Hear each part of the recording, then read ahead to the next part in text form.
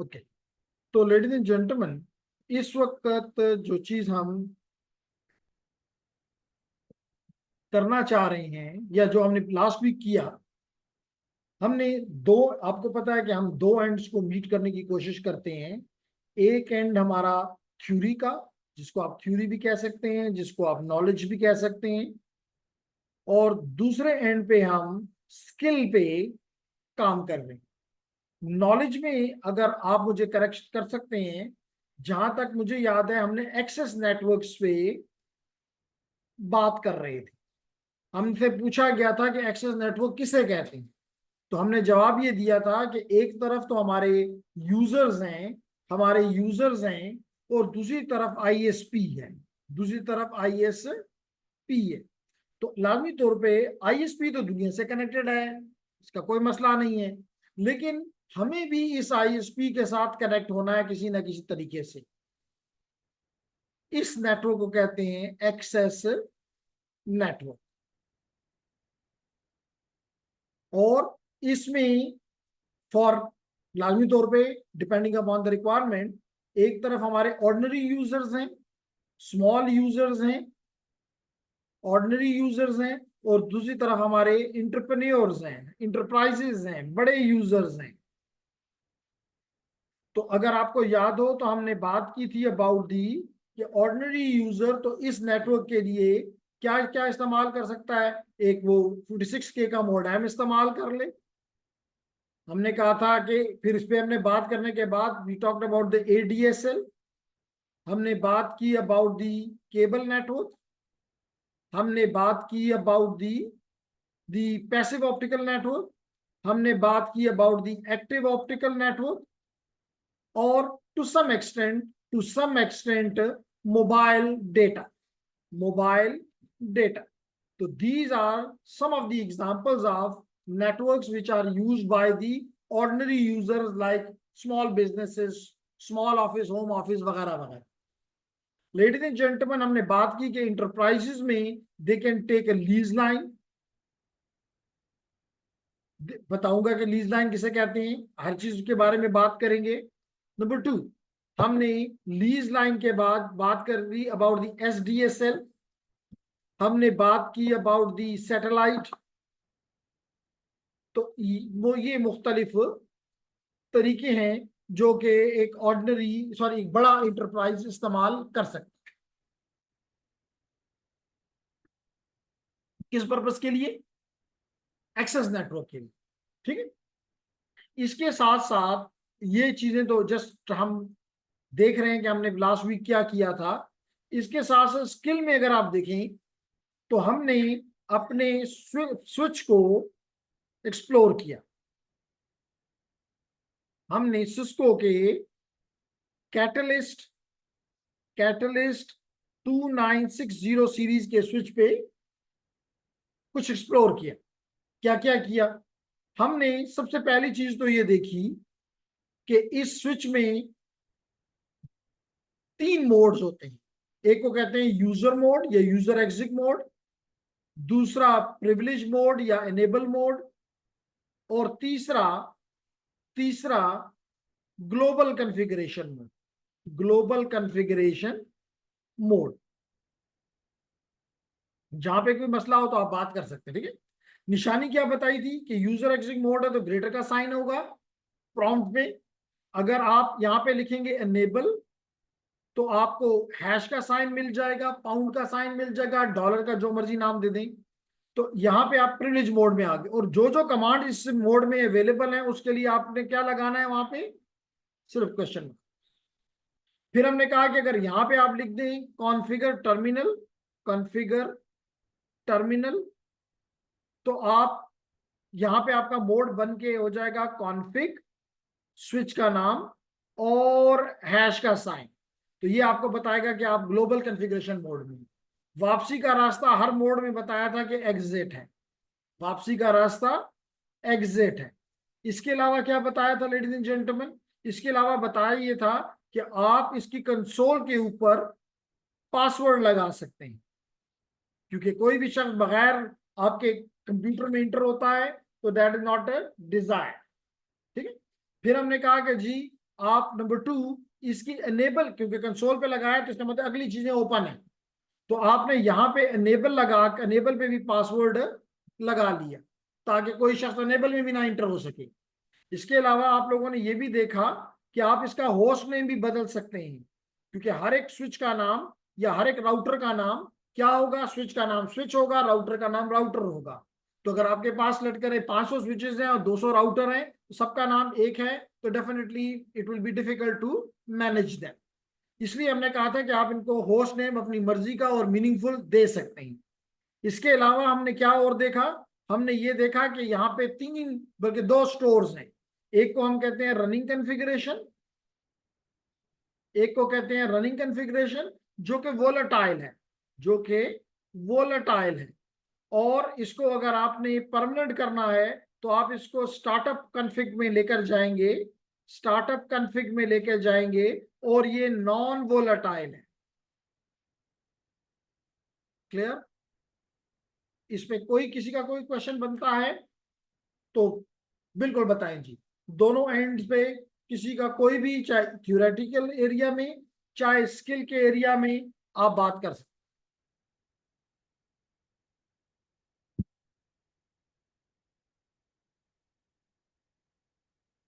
जी, बशीर, हमाद, इरफान, खतीजा, जवाब। तो there is chat में खतीजा कह रही है no sir. Okay, anyone from the physical student?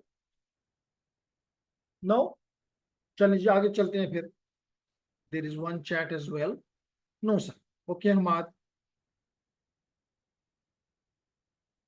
तो बिस्मिल्लाह करते हैं विद दी थ्योरी पार्ट, और फिर उसके बाद हम चले जाएंगे प्रैक्टिकल पार्ट।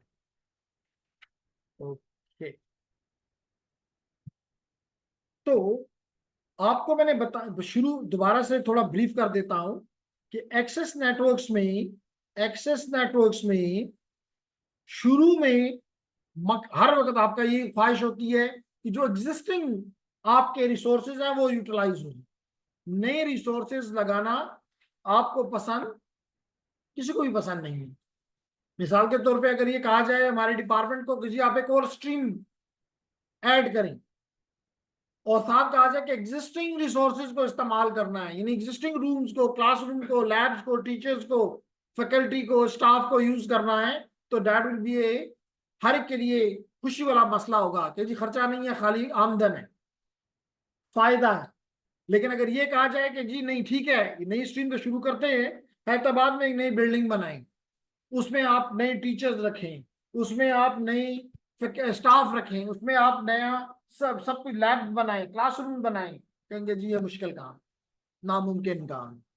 तो यहां पर भी हमारे पास फोन का नेटवर्क जो कि सर्किट स्विच्ड है, जो कि सर्किट स्विच्ड है, ये ऑलरेडी मौजूद था, जिसको हम PSTN, public switching telephone network, या प्लेन ओल्ड टेलीफोन सिस्टम कहते हैं। ये पहले से मौजूद है। ठीक है निम्रा, पहले से ये नेटवर्क, आज भी हम कई लोगों के घरों में ये नेटवर्क हेलो के लिए मौजूद है। तो मकसद ये था कि ये आपका लेट करो वो पीएसटीएन है, और पीएसटीएन की एक्सेस नेटवर्क कॉपर के जरिए आपके घरों तक, हर एक घर तक मौजूद है। ये पहले से मौजूद है, इसमें आपको कोई नया काम नहीं करना था। ये चीज पहले से, चलिए इसको फोन का शक्ल दे देता हूं ताकि आपको फील हो कि ये टेलीफोन लाइन, टेलीफोन लगी हुई है। आपको क्या चाहिए था कि इस प्रोवाइडर ने एक चीज अपने अंदर ऐड की, और यहां पे उसने एक इंटरनेट का सर्विस प्रोवाइडर बन गया। या चले अगर इस तरह लगाना आपको अच्छा नहीं लग रहा, तो मैं ये कह देता हूं कि इंटरनेट सर्विस प्रोवाइडर ये जनाब साथ आके नई चीज लग गई। अब क्योंकि ये सर्किट पे है, ये सर्किट पे है और ये पैकेट पे है, एक बात। नंबर 2, ये डिजिटल है और ये एनालॉग है, ऐसा ही है ना, वॉइस आपकी एनालॉग है। तो इसका मतलब है कि इस लाइन के ऊपर इस जगह तक जो सिग्नल पहुंचता है वो एनालॉग होना चाहिए। और लाजमी तौर पे इवन बाद में जबकि ये नेटवर्क डिजिटल हो गया, लेकिन फिर भी वो डिजिटल से एनालॉग में कन्वर्ट करके इसको देता है कि वॉइस डिजिटल नहीं है, एनालॉग डेटा है। और यहां पे कोई ऐसा डिवाइस नहीं है कि डिजिटल को एनालॉग में कन्वर्ट करे। क्लियर है? हुआ क्या कि जब हमें कहा गया कि नहीं जी आपने तो यहां से डिजिटल डेटा लेना है और डिजिटल डेटा आगे भेजना है, क्यों? क्योंकि यहां पे लोगों ने फोन के साथ साथ कंप्यूटर्स लगा दिए, और कंप्यूटर क्या समझता है? डिजिटल समझता है। इसके लिए क्या किया गया? हर एक घर में एक सस्ता सा डिवाइस जिसको हम मॉडेम कहते हैं वो ऐड कर दिया।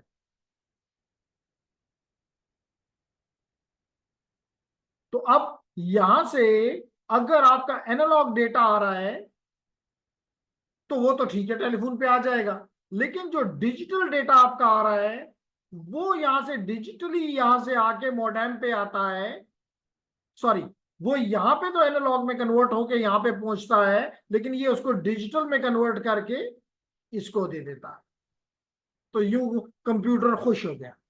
इस तरह कंप्यूटर जब डिजिटल डेटा भेजता है, ये उसको एनालॉग में कन्वर्ट करके इधर दे देता है, क्योंकि लाइन तो वही है, लाइन तो वही है। तो यहां पे इसका मतलब ये हुआ कि इस मॉडेम के जरिए हमने अपने लोगों को दोनों फैसिलिटीज दे दी, वॉइस भी रहा और डेटा भी रहा। अब इसमें जो एक इशू, बड़ा इशू था, वो ये था कि क्योंकि लाइन एक है तो अगर वॉइस चल रहा है तो डेटा नहीं चलता, और अगर डेटा चल रहा है तो वॉइस नहीं चलेगा। एक बात। नंबर टू, जो इसके लेटेस्ट मॉडेम थे वो भी 56K का था, लेटेस्ट। इससे पहले 14.4 और 1828.8 के भी इस्तेमाल हुए, यानी वो इससे भी कमजोर थे। जो लेटेस्ट दुनिया में टेक्नोलॉजी आई इस मॉडेम में वो 56K था। और 56K भी depending upon the condition distance, this distance और कंडीशन ऑफ दिस लाइन आपको शायद मुश्किल से 4, 6, 8 किलोबिट पर सेकेंड मिल रहा होता था। और बाद जो अगर बारिश वगैरह हो जाती थी तो 1 किलो के आसपास भी हो जाता था।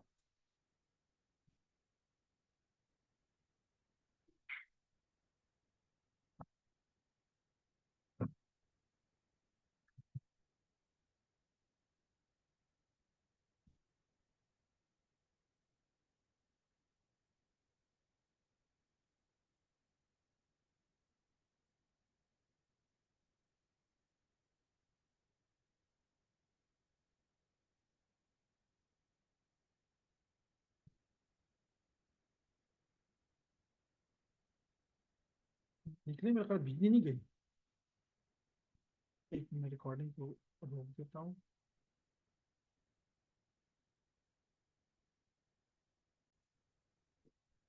ओके, तो लेडीज एंड जेंटलमैन, हम बात ही कर रहे थे कि इसमें ये दो इश्यूज थे कि एक तो ना ही इससे यूजर खुश, ना ही इससे ऑपरेटर खुश। यूजर इसलिए खुश नहीं होता था कि लाजमी तौर पे स्लो कनेक्शंस थे और घंटों आपका इंटरनेट लगा रहता था। तो घंटों लोग जो को फोन ना, क्योंकि मोबाइल का जमाना तो नहीं था, तो लोग कहते थे जी फोन लगाकर भी फिर भी हमारा कांटेक्ट नहीं हो रहा। तो एक इशू, और ऑपरेटर को ये नुकसान था कि घंटों उसका फोन एक ही कॉल के ऊपर बिजी रहता था। तो यूं वो भी इससे खुश नहीं था। तो फिर क्या हल आया? हमने हल दिया ADSL, which is asymmetric asymmetric digital subscriber line, digital subscriber line। क्या मतलब इसका? इसका ओके, तो I am sharing my screen back ladies and gentleman, sorry थोड़ा सा डिस्ट्रप्शन हो रही है बिजली की वजह से। एनी हाउ, तो हम बात ही कर रहे थे कि यहाँ पे एसिमेट्रिक का क्यों लगाया गया, क्यों कहा गया एसिमेट्रिक है निमरा? इस वजह से कि जो यूजर था, ये जो चीज भेजता है इसको कहते हैं अपलोड या अपस्ट्रीम, और जो ये यूजर लेता है इसको कहते हैं डाउन स्ट्रीम या डाउन लिंक या डाउनलोड। तो हुआ ये कि नॉर्मल यूजर का बिहेवियर ये था कि वो इसको हाई चाहता है और इसको लो चाहता है। क्यों चाहता है? इस वजह से कि आपने पूरे दिन में ज्यादा से ज्यादा 2-4 ईमेल करनी होती है जिसका साइज चंद किलोबिट्स या चंद मेगाबाइट्स बाइट से ज्यादा नहीं है। लेकिन डाउनलोड पे आप गीगाज में डाउनलोड करते हो, आप गीगाज में डाउनलोड करते हो। तो इसी सिस्टम को इसी पॉइंट ऑफ व्यू से डिजाइन किया गया कि इसमें आपको अपलोड मिलता था कम और डाउनलोड मिलता था ज्यादा। ठीक है। और ये चलता कैसे था? चलता ये यूं था लेडीज एंड जेंटलमैन कि आपके इस एंड के ऊपर यानी कि ऑपरेटर के साइड के ऊपर एक अदद मल्टीप्लेक्सर लगा हुआ था। मल्टीप्लेक्सर तो समझते हैं ना, जो कि 2 या 2 से ज्यादा सिग्नल्स को कंबाइन करता है और फिर उसको फ्रीक्वेंसी डिवीजन मल्टीप्लेक्सिंग के तहत मुख्तलिफ स्पेक्ट्रम में रखता है। तो यहां पे किया ये गया कि आपका lower part of the spectrum was used for voice and high part of the spectrum was used for your data. और इसको आपके यूजर की तरफ गिराया गया। ठीक है। तो जब आपके यहां पे आया तो आपने यहां पे एक स्प्लिटर लगाया जिसको एक इनपुट दिया और 2 आउटपुट ले लिए। ये लोअर पार्ट आपने वॉइस को यानी कि फोन को दे दिया और हाई पार्ट जो है वो ये स्प्लिटर। और यहाँ पे आपने मॉडेम लगाकर अपने कंप्यूटर के साथ इसको डीएसएल मॉडेम के साथ आपने यहाँ कंप्यूटर लगा दिया। कहना तो नहीं चाहिए क्योंकि डीमल्टीप्लेक्सर जो है या मल्टीप्लेक्सर जो है वो एक एक्टिव डिवाइस है और स्प्लिटर जो है वो एक्टिव डिवाइस नहीं है। वो सिर्फ सिग्नल को दो तरफ फेंक देता है। आपका जो लोअर पार्ट होता है वो वॉइस वो आपका फोन यहाँ इस्तेमाल कर लेता है और जो हायर पार्ट होता है उसको फिल्टर करके आगे यहाँ दे देता है। तो मैं इसको डीमल्टीप्लेक्सर नहीं कहूंगा। ठीक है। तो इसी तरह जब आप वॉइस भेजते हैं, जब आप अपना ये भेजते हैं डेटा भेजते हैं, ये भी उस लाइन मल्टीप्लेक्स होकर यहाँ पे चला जाता है और यहाँ पे पहुंच जाता है। तो that was considered to be a good solution. लेकिन कब इस सोल्यूशन को भी मार पड़ी? दैट वाज अबाउट दी 2019, जब आपको पता है कि पूरी दुनिया में आफत थी और बिजनेसेस और तमाम चीजें जो थी वो फिजिकली की बजाय ऑनलाइन पे चली गई। तो I can give you my own example कि हुआ ये कि हमें कहा गया एब्रप्टली, तो पहले से तो कोई प्लानिंग नहीं थी ना कि भाई महीने के बाद आप तैयारी कर लें, आप लोगों ने घर से पढ़ाना है और ये रिक्वायरमेंट्स होगी, ये उसके एसओपीज होंगे। कोई नहीं, बस कहा एक दिन कहा गया यूनिवर्सिटी बंद हो गई तो यूनिवर्सिटी बंद हो गई और एक दिन ऑर्डर आ गया कि नहीं जी यूनिवर्सिटी खुलेगी नहीं लेकिन यूं पढ़ाना है।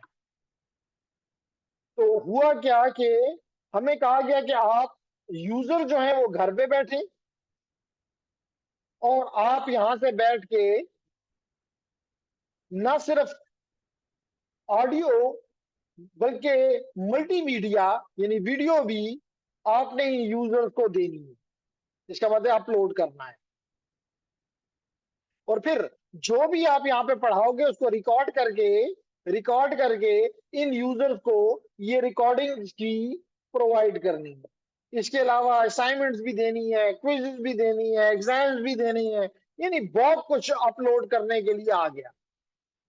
तो स्पेशली जब मुझे ये मसला आया तो स्टूडेंट की तरफ से आता था कि जी जल्दी से हमें, तो पढ़ते हो नहीं थे माशाल्लाह, अभी भी सोए हुए हैं, लेकिन अब एक उनके पास बहाना था कि जी हम लेक्चर हमारा मंडे को हुआ है और हमें बुध को ये चीजें मिल रही हैं फॉर एग्जाम्पल।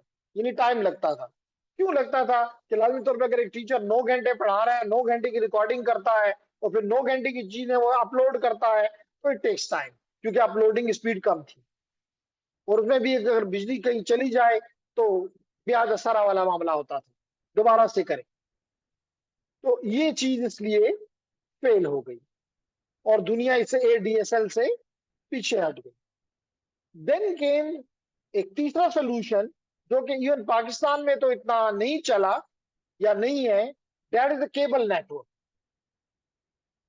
क्योंकि आपको पता है कि केबल नेटवर्क, जो भी सेंट्रल ऑफिस है इन लोगों का, यहां से ये लोग कोएक्सियल केबल पे आते हैं, और जो जो इसका केबल को टैप करता है और अपने घर पे ले जाता है, उसको टीवी मिल जाता है। ऐसा ही है ना? तो मीडियम तो है, क्योंकि महंगी चीज ये होती है। एक वक्त पीटीसीएल को भी ये गरूर था कि जी हमें लॉन्ग डिस्टेंस में तो हमारा मुकाबला, जब क्योंकि पूरी दुनिया की तरफ से प्रेशर था कि आप अपने टेलीकॉम सेक्टर को और तमाम बिजनेसेस को खोलें, यानी प्राइवेट सेक्टर को अलाउ करें कि वो भी उसमें इन्वॉल्व हो, क्योंकि उससे पहले तो पीटीसीएल सिर्फ मोनोपोली थी। इसलिए तो आपको एक फोन लेने के लिए भी बाज़-औक़ात सेनेटर्स की, बाज़-औक़ात चीफ मिनिस्टर की, बाज़-औक़ात एमएनए की, बाज़-औक़ात एमपीए की सिफारिशों की जरूरत होती थी, क्योंकि मोनोपोली थी, इसके अलावा कोई और पॉसिबिलिटी नहीं थी। तो यहां पर भी जब ये आइटम लाया गया तो पीटीसीएल वालों को, at that time I was part of the PTCL, तो हमें ये था कि जी हमें लॉन्ग डिस्टेंस में तो ये लोग आ सकते हैं, ये एक्सेस नेटवर्क में हमारा मुकाबला, क्योंकि हम हर गली यार कूचे तक पहुंचे हुए हैं, ये कैसे पहुंचेंगे? क्योंकि इसके लिए बहुत ज्यादा एफर्ट चाहिए, बहुत ज्यादा पैसा चाहिए, बहुत ज्यादा अथॉरिटी चाहिए। मिसाल के तौर पर पीटीसीएल तो किसी भी रोड को खोल देता था, और उसको कोई किसी का बाप भी नहीं कह सकता था कि तुमने दो रोड क्यों खोला है और केबल क्यों डाली है और फिर ऊपर मिट्टी भी नहीं डाली। लेकिन अगर प्राइवेट सेक्टर वाला ये करता है तो वो ये चीज बर्दाश्त नहीं करवा सकता था। इवन बाजू का तो उसको जो गवर्नमेंट होती थी वो भी फैसिलिटेट करती थी कि खोल दो रोड, परवाह ना करो, क्योंकि एमएनए का होता था कि मेरे इलाके में टेलीफोन पहुंचे, लोगों को टेलीफोन चाहिए, मुझे रोड से कोई फर्क नहीं पड़ता, रोड खोलते हो तो खोल दो। तो कहने का मेरा मकसद ये है कि ये जो एक्सेस नेटवर्क होता है, अगर ये पहले से मौजूद हो तो that is a wonderful opportunity, जो कि पीटीसीएल ने लॉस की। तो जेंटलमैन, मैं कह ही रहा हूं कि ये नेटवर्क तो पहले से मौजूद है, तो अगर यहां से आप वीडियो भेज सकते हैं, यानी टीवी चैनल्स भेज सकते हैं, तो क्या यहां से आप इसी नेटवर्क को आप पीएसटीएन के साथ कनेक्ट कर दें, तो क्या आपको हेलो नहीं मिल जाएगा? और अगर आप इसी नेटवर्क को अपनी आईएसपीज के साथ मिला दें, किसी भी आईएसपी के साथ, तो क्या आप इन यूजर्स को ट्रिपलेट फैसिलिटी दे नहीं सकते? ट्रिपलेट का क्या मतलब होता है? Single person providing you voice, TV and data. तो that was also the option, लेकिन हमारे केबल ऑपरेटर्स ने इस अच्छी चीज को एक्सप्लोर नहीं किया, और इसी वजह से तकरीबन तकरीबन जो भी आप याद रखें, अपनी जिंदगी में भी याद रखें कि जो भी शख्स, कौम अपने आप को अपग्रेड नहीं करती टाइम के साथ साथ, खत्म हो जाती। तो आपने देखा कि आहिस्ता आहिस्ता ये केबल ऑपरेटर्स खत्म हो गए। हाल तो बड़े चीप थे, 200 रुपए 300 रुपए में पूरा महीना। उसमें भी लोग ये करते थे कि अपने हमसाये को भी देके कहते हैं आधा आधा कर लेंगे। तो कहने का मकसद ये है कि इन्होंने अगर ये चीजें ऐड कर लेते तो प्रॉब्ली ये जिंदा रहते और अच्छे पैसे लेते। मतलब अभी मैं कोई स्टॉर्म फाइबर को कोई अराउंड 3000 पर मंथ पे करता हूं, तो क्या इनको पे करने में कोई मसला था? नहीं था। लेकिन फैसिलिटी तो दो ना। ठीक है, तो नहीं आओ। तो ये हो गया आपका थर्ड, जो कि है केबल ऑपरेटर। अब मसला ये आया लेडीज एंड जेंटलमैन फर्दर, कि हमारा यूजर दिन ब दिन, हाँ, और मैं यहाँ पे एक चीज मुझसे रह गई कि इस केस में तो मैंने आपको अपनी एक्सपीरियंस शेयर किया, लेकिन हमारा जो ऑर्डिनरी यूजर भी है उसका भी बिहेवियर बदल गया है। अब वो चलते फिरते वीडियोस बनाता है और मुख्तलिफ सोशल मीडियाज पे डाल रहा होता है। जो कि पहले ये कल्चर हमारा ये किसी का भी नहीं था। अब तो आप बीआरटी में भी जा रहे होते हैं तो कहते हैं चलो यहाँ भी एक वीडियो बना के। ओके, क्वेश्चन ये पूछा गया कि काफी टाइम पहले जो पीटीसीएल का बाजू का बारिश वगैरह होती थी तो जो टेलीफोन नेटवर्क जो था वो खराब हो जाता था। उसकी सिंपल रीजन ये है कि प्रॉपर मेंटेनेंस नहीं की जाती थी। और आपने देखा होगा कि कई जगहों पे वो तार जो होती थी वो नाली के पास कहीं पड़ी होती थी, उसको प्रॉपरली, क्योंकि रूल देखा जाए तो उसको तकरीबन 3 फीट जमीन के अंदर डाल के और फिर उसमें ईंटें रख के प्रॉपरली उसको रखा जाता है ताकि उसमें पानी ना पहुंचे। लेकिन यहाँ पे तो नाली के बाहर पड़ा होती थी तार, तो जब बारिश होती थी तो पानी उसमें चला जाता था। और आपको पता है कि पानी कंडक्टर है, तो कंडक्टर की वजह से जो उनकी लाइंस होती थी वो आपस में शॉर्ट हो जाती थी। तो उसकी वजह से टेलीफोन की सहूलत जो होती थी कुछ बाद बहुत ज्यादा नॉइजी हो जाते था और बाद बिल्कुल ही खत्म हो जाती थी। लेकिन फिर जब धूप वापस आ जाती थी और थोड़ा चीजें खुश्क हो जाती थी तो फिर ठीक हो जाता था। तो वो प्रॉपर मसला जो है वो टेलीफोन का नहीं था, सिस्टम वो सिर्फ हमारी अपनी कोताही थी कि हमें एक चीज के लिए लटक रहे 1 अरब रुपया मिला है। जैसे बिल्डिंग बनती है, आप देखते हैं कि 1 अरब रुपया मिलता है लेकिन उसमें शायद 60,000 लाख भी नहीं लगता, 40 लाख कहीं और चला जाता है। तो यहाँ पर भी ये इशू आता है कि प्रॉपरली जो हमारा इसको कहते हैं आउटसाइड प्लांट, जो आउटसाइड प्लांट था वो प्रॉपरली ले डाउन नहीं था, तो दैट वाज एन इशू। ठीक हो गई?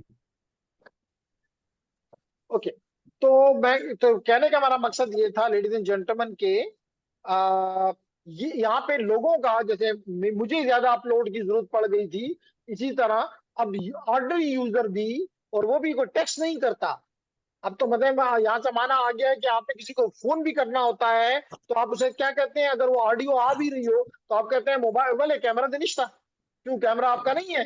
नहीं, क्या आप कहते हैं नहीं कैमरा है, बोले क्वालिटी खाना रहा, मतलब आपको जोर देता है कि कैमरा ऑन करो तो बात करेंगे, ऐसे तो बात ही नहीं होता। तो यू नो कि जो टेक्स्ट का अगर आप पूरी एक फाइल भी भेज दें, एक पूरी बुक भी भेज दें और आप एक 5 मिनट की वीडियो की कॉल कर लें, उससे ज्यादा बैंडविड्थ इस्तेमाल होती है। तो इस वजह से ADSL was not something good. बात समझ आ गई? ओके, फिर हमें हुआ कि जी हमें इससे भी ज्यादा बैंडविड्थ चाहिए, हमें इससे भी ज्यादा बैंडविड्थ चाहिए। तो फिर क्या हुआ, हमने कहा कि जनाब यहाँ पे हमें मसला क्या है, पुराने जितने भी हमने मेथड पढ़े इनमें मसला क्या है। तो बताया गया कि जी मसला जो है वो कॉपर है, मसला जो है वो कॉपर है। कॉपर की अपनी लिमिटेशंस है, ठीक है, कॉपर की अपनी लिमिटेशंस है। 462 के वापस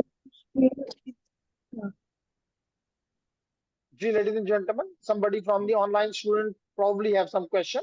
Irfan Khan, do you have any question, Irfan?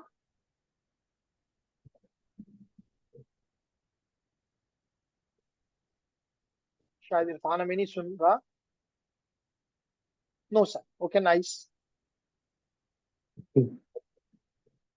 Okay, तो अगर इरफान का क्वेश्चन नहीं है तो हम बात क्या कर रहे थे कि मेन कल्प्रेट जो है वो कॉपर है।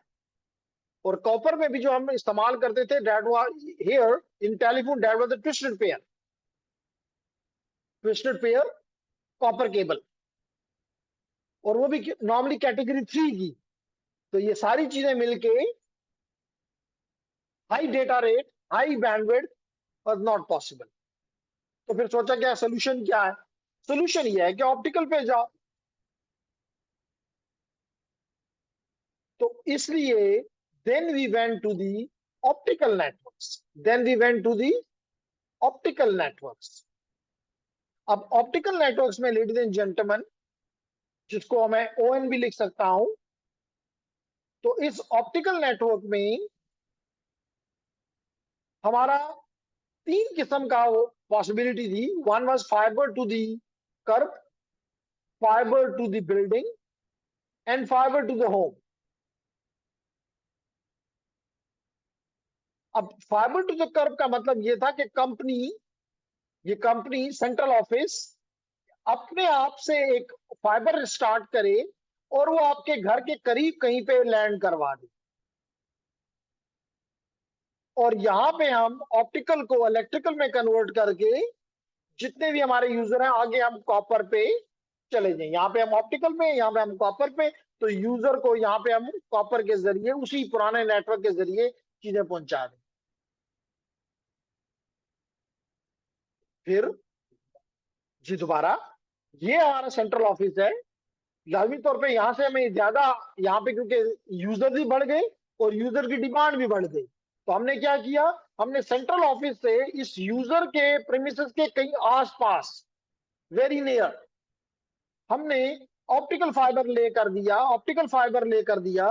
और यहाँ पे हमने इस ऑप्टिकल सिग्नल को, क्योंकि लाजमी तौर पर कॉपर में तो हम ऑप्टिकल नहीं ले जा सकते, तो हम इस कॉपर को हमने इलेक्ट्रिकल में कन्वर्ट किया करते थे और अपने यूजर के घरों की तरफ वही पुराना जो हमारा नेटवर्क था उसके जरिए हम चीजें पहुंचा रहे थे। तो इसको नाम दिया गया फाइबर टू दी कर्ब। फिर क्या हुआ, फिर ये हुआ कि आपको पता है कि एक ट्रेंड चला toward the high rank buildings.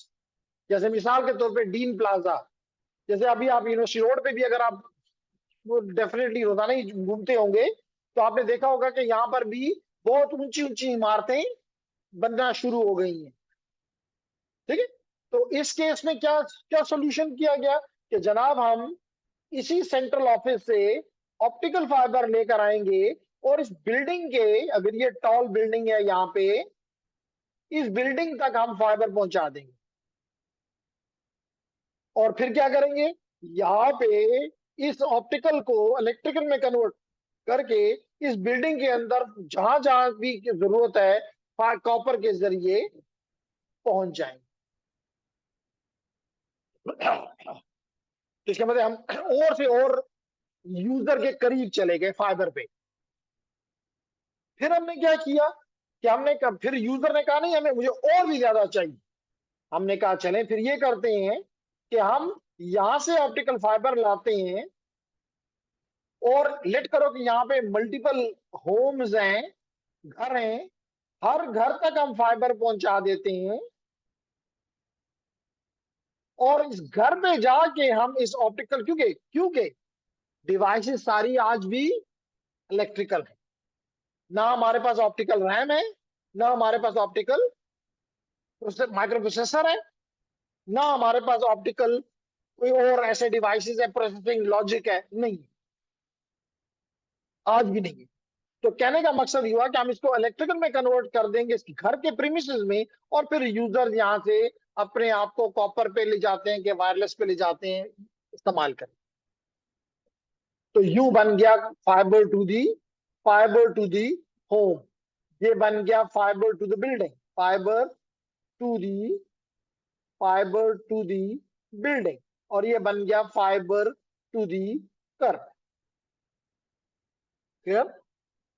अब ladies and gentleman, Irfan, Khatija, हमने इसके लिए एक टर्म पढ़ी which is the passive optical networks, जो कि इसी का एक और एडवांस वर्जन है जिसको जी पॉन भी कहा जाता है। पॉन, ये G PON, PON stand for passive optical network, और जी पॉन सिर्फ गीगा साथ लग गया, बाकी वही है, गीगाबिट पैसिव ऑप्टिकल नेटवर्क। अब सबसे पहले ये क्लियर करूं कि पैसिव नेटवर्क का क्या मतलब है, क्यों इसको पैसिव नेटवर्क कहते हैं। जेंटलमैन, पैसिव का मतलब ये होता है कि बाज ऐसे डिवाइसेस जो कि बिजली नहीं लेते और काम करते हैं, यानी पावर नहीं देते लेकिन काम करते हैं। जैसे एक एग्जांपल ये भी हो सकती है कि आपने देखा होगा कि जब आप, अभी मैंने आपको एग्जांपल दी थी केबल नेटवर्क्स की, केबल ऑपरेटर की, केबल नेटवर्क की, तो आप क्या करते थे, इस केबल को यहां से काटते थे और यहाँ पे एक स्प्लिटर लगा देते थे जो कि टी कनेक्टर था, और वो आगे चला जाता था यूं, और आप यहाँ से बिजली का कनेक्शन लेकर अपने घर में ले आते थे, और मजे की बात यहाँ फिर एक कनेक्टर लगाकर, एक टी कनेक्टर लगा के 2 टीवी एक ग्राउंड फ्लोर पे और एक फर्स्ट फ्लोर पे लगा के खुश हो जाते थे। तो मेरी क्वेश्चन आपसे ये है कि इस स्प्लिटर को आप बिजली कहां से देते थे? नहीं देते थे। इसका मतलब ये कौन सा डिवाइस है? Passive device. ठीक है। अब इसी के तर्ज पे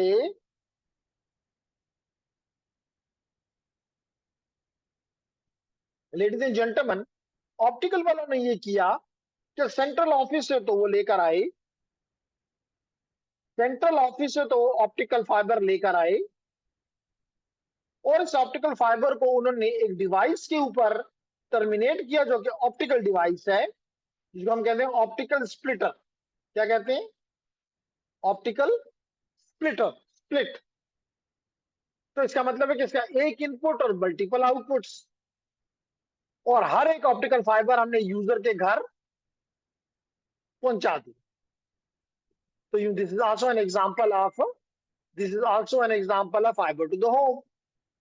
और फिर उसके घर पे लगा के हमने से कहा अपनी मर्जी, हम यहाँ पे इसको ऑप्टिकल को इलेक्ट्रिकल में कन्वर्ट करेंगे आपके घर पे, और फिर आपकी मर्जी है कि आप उसको कॉपर से जरिए अपने घर में डिस्ट्रीब्यूट करते हो या वायरलेसली करते हो।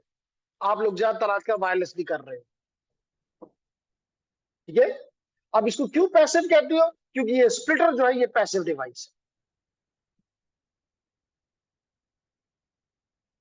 है। ये जैसे कि आपने देखा होगा क्लास 8, 9, 10 में, you are passing the light from a prism and the input light was divided into different part of the spectrum.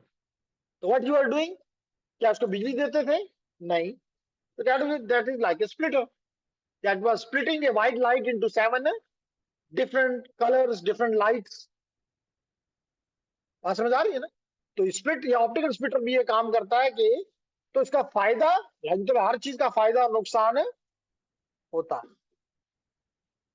फायदा सबसे बड़ा ये कि आपको मिसाल के तौर पे, लाइन तौर पे ये सेंट्रल ऑफिस है, तो मल्टीपल लाइन, मल्टीपल फाइबर इससे निकलेंगे। हर एक के आगे ये पैसिव डिवाइस लगेगा। तो अगर हर एक के आगे ये पैसिव डिवाइस लगेगा लेडीज एंड जेंटलमैन, तो आपको इसके लिए बिजली का बंदोबस्त करना नहीं पड़ रहा। जब बिजली का बंदोबस्त नहीं करना पड़ रहा तो इसके लिए कोई भी स्टाफ की भी जरूरत नहीं है। आपने बॉक्स के अंदर ये लगा दिया, मे भी किसी रोड के किनारे पे, किसी बिल्डिंग के साथ लटका दिया, व्हाटएवर, बस आपका आपका काम कंप्लीट है। तो ये अच्छा पॉइंट। लेकिन बुरा पॉइंट ये है कि क्योंकि ये लाइट को स्प्लिट करता है, तो लाइट दूर तक, although as compare to the copper, copper में आपने कभी सोचा होगा कि क्यों, मिसाल के तौर पर अगर आप पेशावर, जिसको हम कहते हैं बड़े शहर, जैसे one of them is Peshawar, तो this is called, this is multi exchange area. क्यों इसको मैं मल्टी एक्सचेंज कह रहा हूँ, एरिया कह रहा हूँ? क्योंकि यहाँ पे पीडीसीएल ने अपनी मल्टीपल एक्सचेंजेस लगाई हुई है पेशावर में। आप कहेंगे कहाँ लगाई हुई है जी, हमें तो नजर नहीं आती। जेंटलमैन, अगर आप पेशावर में इंटर हो तो पहली आपको जीटी रोड पे एक्सचेंज मिलती है। एक स्कूल है सर साजदा स्कूल, उसके बैक साइड पे।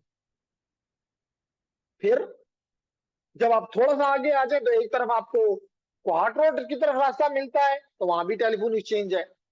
तो आप सदर रोड की तरफ चले जाए तो वहां भी एक्सचेंज है।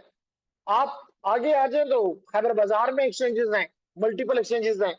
उससे थोड़ा सा ऊपर आ जाए तो रेलवे, कैंट रेलवे स्टेशन के सामने टेलीफोन एक्सचेंज है। आप थोड़ा सा और आगे आ जाए, चीफ बर्गर तो गए होंगे, लेकिन चीफ बर्गर के सामने देखें तो फिर आपको एक टेलीफोन एक्सचेंज नजर आएगी। अगर आप फिर थोड़ा सा आगे आता बाद में इंटर हो जाए तो फेज 3 में नजर आएगी, फिर 6 में नजर आएगी। नहीं, बोर्ड बाजार में नहीं, वो उनका ट्रेनिंग ऑफिस है सिर्फ। बात समझ आ गई?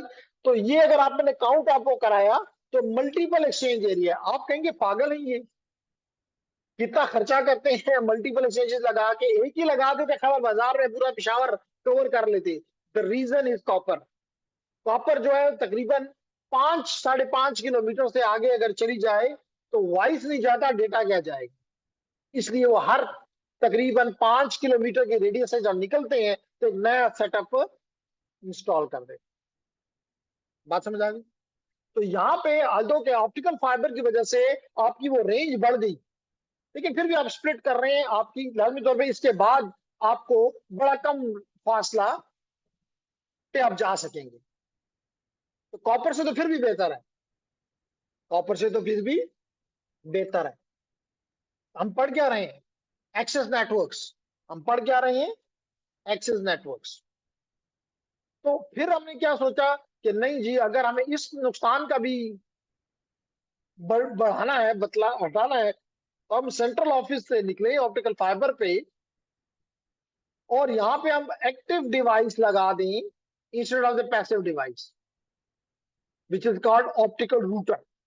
Optical router. अब ऑप्टिकल क्योंकि एक्टिव है, तो लाजमी तौर पे आपको पावर देनी होगी।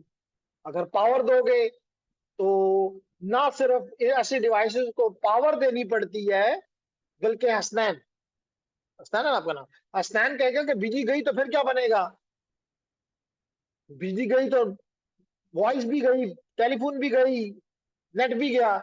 नहीं, ये बात तो कंपनी कम से कम नहीं कर सकती। तो इसका मतलब है कि आपको यहाँ पे यूपीएस का बंदोबस्त भी करना होगा, अनइंटरप्टेड पावर सप्लाई देनी होगी। तो लाजमी तौर पे ये सब कुछ कि वहां पे लाजमी तौर पे आपको पता है कि अनइंटरप्टेड पावर सप्लाई के लिए बैटरीज लगानी पड़ती हैं। इसका मतलब पूरा एक सेटअप चाहिए, और सेटअप जो है वो बगैर मेंटेनेंस के और बगैर ह्यूमन इंटरवेंशन के पॉसिबल नहीं होता। तो दैट इज द डिसएडवांटेज। लेकिन फायदा क्या है कि आपका सिग्नल यहाँ पे दोबारा से बूस्ट हो गया, दोबारा से रिपीट होगा। जब दोबारा रिपीट होगा तो दूर तक आप का इलाका आप कवर कर सकते हैं। इसके अलावा अगर आप यहां से बैठ के ये भी डिफाइन कर सकते हैं कि किस यूजर को मुझे वॉइस देनी है, किसको मुझे वॉइस और टीवी देना है, किसको मुझे डेटा और टीवी देना है, वगैरह वगैरह, all can be done from this active device. बात समझ आ गई जी? तो that was the somewhat about your access network. और एक्सेस नेटवर्क में, सॉरी मैंने दो दफा पॉन पॉन लिख दिया, this on active optical network. And then 6 number, आप सब इससे वाकिफ हैं कि अगर आपको ये सारे नहीं मिलते तो then you might think about the mobile data, क्योंकि एक्सपेंसिव है। मिसाल के तौर पे अगर मैं आपको अभी दिखाऊं, शायद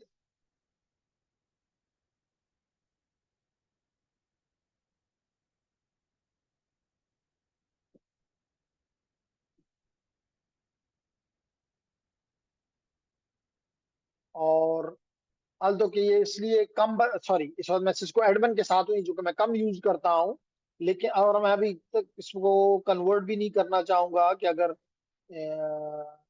ईडीरोम पे अगर मैं इस पे आपको दिखाऊं तो शायद मेरा डेटा, और है भी माशाल्लाह, ये हमारे साथ है एक और कोर्स में भी इन्होंने देखा था कि मुझे 8 गीगाबाइट की फाइल या 8.5 गीगाबाइट की फाइल डाउनलोड करने में 10 मिनट भी नहीं लगे थे। तो इसका मतलब कि इतना ज्यादा डेटा हम डाउनलोड करते हैं।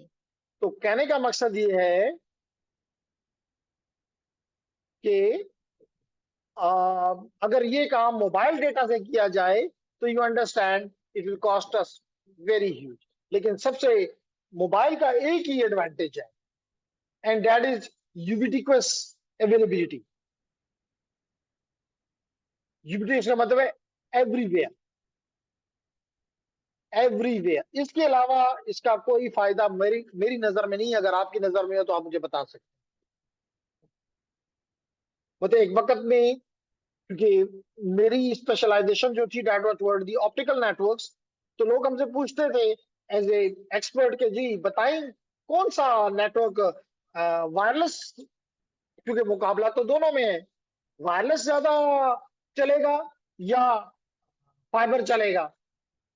तो हमारा ये उनको जवाब ये हमेशा होता था कि जी एक ही चीज जो मोबाइल के पास है वो है उसका कि जहां आप हैं, चाहे घर पे हैं, चाहे रोड पे हैं, चाहे गाड़ी में हैं, चाहे एरोप्लेन में, even you can get the connectivity.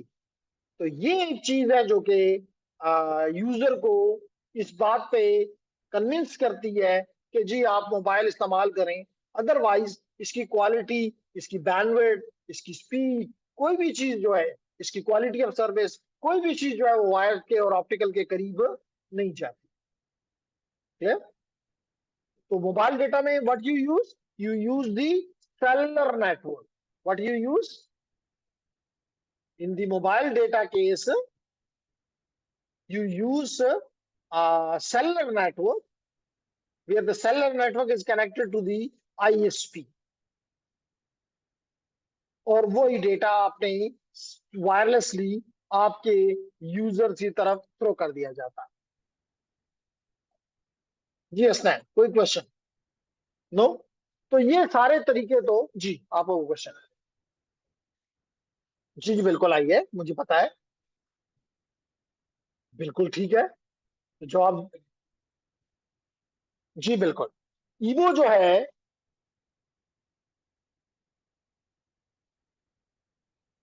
Evo से पहले इसी तरह का एक सिस्टम पीटीसीएल ने दिया था वी फोन के नाम से।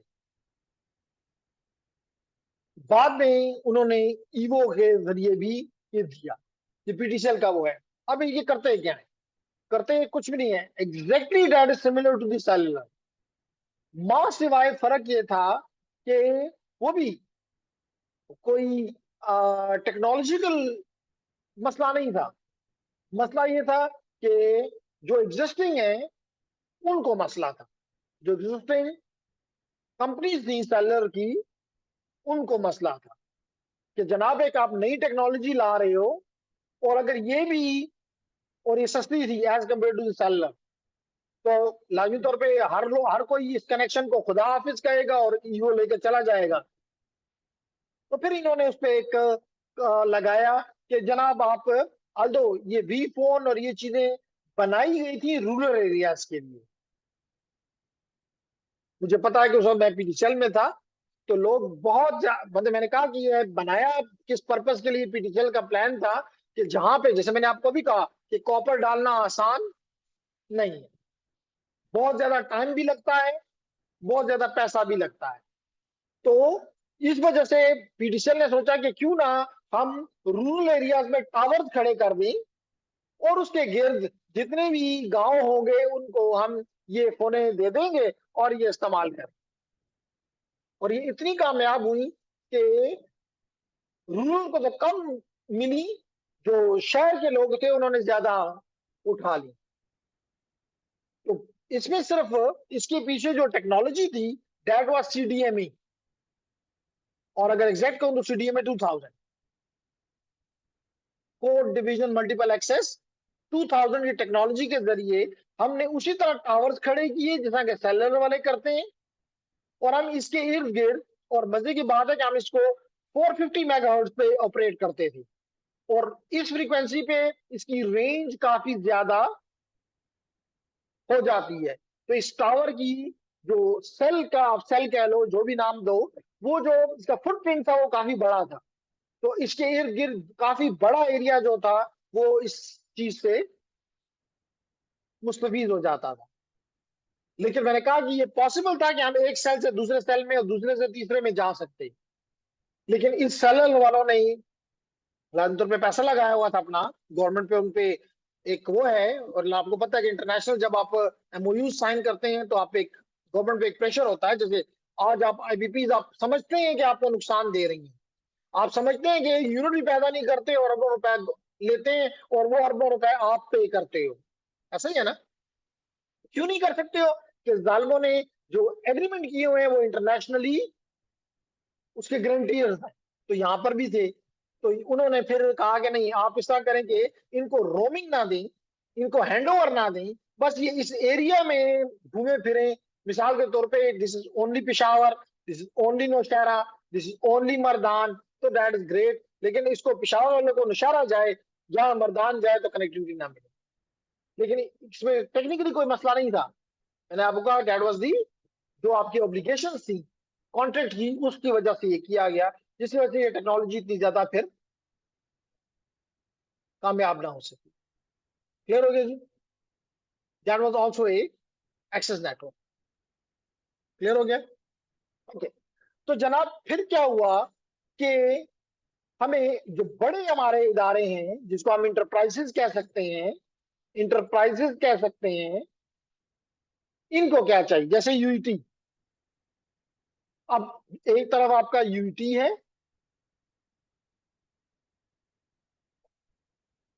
और दूसरी तरफ इस वक्त आपका नया टेल है। तो नया टेल तो दुनिया से कनेक्टेड है थ्रू पीटीसीएल, कोई उसको मसला, वो कहता है जी मेरे साथ आप कनेक्ट हो अगर आपको इंटरनेट चाहिए। इसका मतलब है कि वो हमें क्या इशारा कर रहा है, एक्सेस नेटवर्क के बारे में बात करो। तो क्योंकि यहाँ पे लोगों की तादाद काफी आपको पता है कि ज्यादा है। मिसाल के तौर पे हम हर साल तकरीबन 5,000 लोग शायद इंडक्ट करते हैं, और अगर उसको आप 4 से मल्टीप्लाई कर दें, जो हम एक सेमेस्टर हायर कर इंडक्ट करते हैं, तो इसका मतलब है कि तकरीबन 20,000 स्टूडेंट है, और हर स्टूडेंट कम से कम 2 डिवाइसेस इस्तेमाल करता है। तो मतलब है कि तकरीबन 40,000 कनेक्शन यहाँ पे हैं। क्यों 2 कह रहा हूँ, हर एक ने एक लैपटॉप के साथ मोबाइल भी जेब में डाली हुई है, मिनिमम एक, बाज के पास उनके पर्स में 2-2 भी पड़े होते हैं। तो कहने का मतलब है कि यहाँ पे एक काफी बड़ा, ये मैंने सिर्फ यूटी की एग्जाम्पल दी, शायद यूनिवर्सिटी की इससे भी ज्यादा बड़ी हालत है, क्योंकि वो तो बड़ी यूनिवर्सिटी है। तो कहने का मकसद है कि वो ये यूनिवर्सिटी इन ऊपर की जो टेक्नोलॉजी मैंने आपको बताई है, इनके साथ इनका गुजारा मुमकिन नहीं है। क्यों? क्योंकि ये जो इतनी मैंने ऊपर की टेक्नोलॉजी की बात की है, चाहे ये आपको कुछ भी कहें, ये आपको कहें कि जी आपको मिसाल के तौर पे यूजर को कहें कि तुम्हें 20 मेगाबिट पर सेकंड मिलेगा, क्योंकि मुझ पे नॉर्मली स्टूडेंट ये क्वेश्चन करते हैं कि जी हमने तो 20 मेगाबिट पर सेकंड दिया हुआ है, हमने तो 10 मेगाबिट पर सेकंड दिया हुआ है, लेकिन हमें तो नहीं मिलता, हमें तो नहीं मिलता। तो मैं उनको कहता हूं बच्चे, आपने डेडिकेटेड का उनके साथ कोई एग्रीमेंट नहीं किया हुआ। This is not dedicated, this shared. जब शेयर्ड होता है तो इसका मतलब ये है शेयर्ड का, कि अगर लेट करें कि हम क्लास में और एक स्टूडेंट आए और यहाँ पे कोई खाने की चीज है, तो एक को मिल जाएगी, सारी एक खा लेगा। लेकिन अगर 5 आ गए तो 5 में तकसीम हो जाएगी, 10 आ गए तो 10 में तकसीम हो जाएगी, 20 आ गए तो 20 में तकसीम हो जाएगी। तो यहाँ पर भी ये बैंडविड्थ जब रश आवर्स होते हैं और वो शेयर होती है, तो आपको 20 नहीं मिलेगी। 20 का मतलब ये है कि अगर हालात, मतलब मिसाल के तौर पे सुबह 6 बजे का टाइम है, जवान कौम सोई हुई है, तो आपको मिल जाएगा। लेकिन जवान कौम अगर उठ गई तो फिर नहीं मिलेगा। लेकिन जो बड़े इदारे हैं वो इस किस्म की बात बर्दाश्त नहीं कर सकते। मिसाल के तौर पे किसी का बिजनेस है, जैसे हमारा भी बिजनेस था, लेकिन बदकिस्मती से इसको बिजनेस के तौर पे लिया नहीं जा रहा है, तो business, education is a business. तो इसका बिजनेस से मुराद ये है कि जितने भी लोग यहाँ पे हैं, वो ये नहीं बर्दाश्त कर सकते कि उनका इंटरनेट, जब यूनिवर्सिटी में बैठ के वो अपना कोई रिसर्च कर रहे हो, या कोई भी डाउनलोड, जैसे मैंने कहा कि एग्जाम्पल इसकी दे रहा हूँ क्योंकि मेरे साथ ये गरीब 7 के 7 दिन पर फंसा हुआ है। ये 5 दिन मेरे साथ एथिकल हैकिंग के कोर्स में है और 2 दिन आईटीएन में है। तो जो वहां पे हमें डाउनलोड इतना करना पड़ता है कि ये मेरी मशीन में है, इसको आज इस क्लास के बाद गुलाजी भिजवा के इसी सर्विस करवाना चाहता हूँ कि शायद कोई हो, क्योंकि मेरा पिछले 3 से 4 दिन हो गए हैं कि मैं इतनी एक्सटेंसिव ट्रैफिक जनरेट करता हूं कि मेरा वाईफाई बैठ जाता है। ऐसा ही है ना, वाईफाई शो करता है कि नहीं हूं मैं। इवन हम उसको अनइंस्टॉल करके दोबारा भी इंस्टॉल करते हैं, कभी उठ जाता है, कभी कहता है नहीं जी माफ में कहीं। आज का यूजर इस तरह की ट्रैफिक, क्योंकि एथिकल हैकिंग है, तो हैकिंग में तो यू हैव टू बी, आप ये नहीं कह सकते कि मैं ट्रैफिक को किसी पुलिसिंग के जरिए भेजूंगा। I will send what ever I want. तो उस केस में इवन कल की इनको फील नहीं हुआ, मैंने डोंगल लगाया जो कि 802.1 एसी को सपोर्ट करता है, which is the latest technology. और वो भी एक दफा में जाके वो बंद हो गया, तो मैंने इनको शायद एहसास भी नहीं करने दिया, मैंने उस डोंगल को निकाल के दोबारा लगा दिया और मैं चल पड़ा, आगे काम चलाता रहा। तो ये कहने का मकसद है कि यूजर की ट्रैफिक ज्यादा है।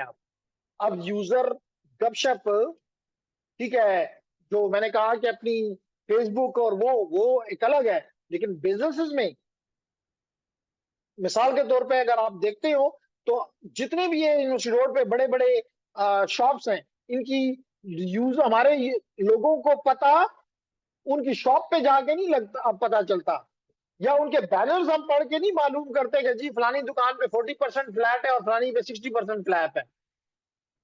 यहाँ पे वो आपको बार बार आप पे वो भेजते हैं कि जनाब आज ऑनलाइन है और आज फिजिकल है और इतने परसेंट इसमें ऑफ है और ये अप टू है या फ्लैट है, और उसके मुख्तलिफ हर एक के वीडियोस आप पे बम्बार्ड करते हैं कि भाई देखो हो रहा हो। और स्पेशली अगर आपने कभी गौर किया और जिन दिनों में इस किस्म का काम होता है, यहाँ से गाड़ी को निकालना नामुमकिन हो जाता है यूनिवर्सिटी रोड से।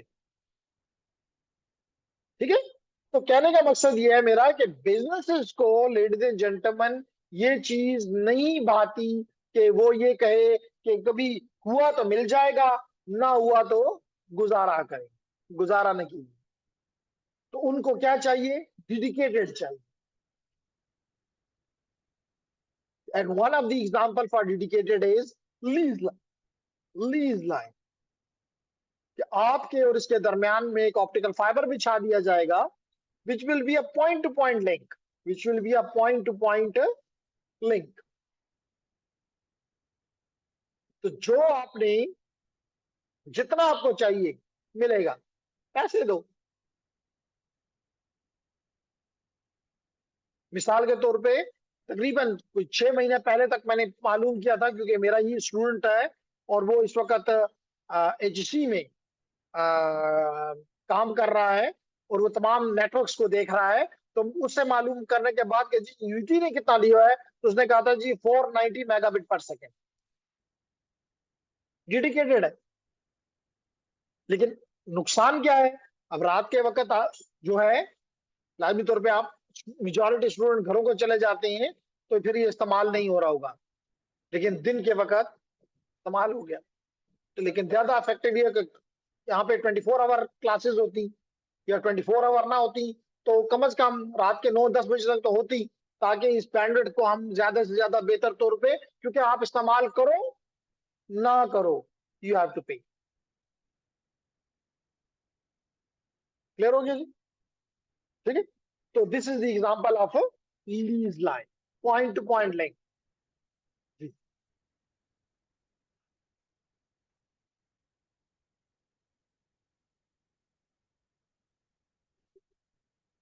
यही मैंने आपसे कुछ देर पहले यही बात की कि डिपेंड करता है, it is the shared one.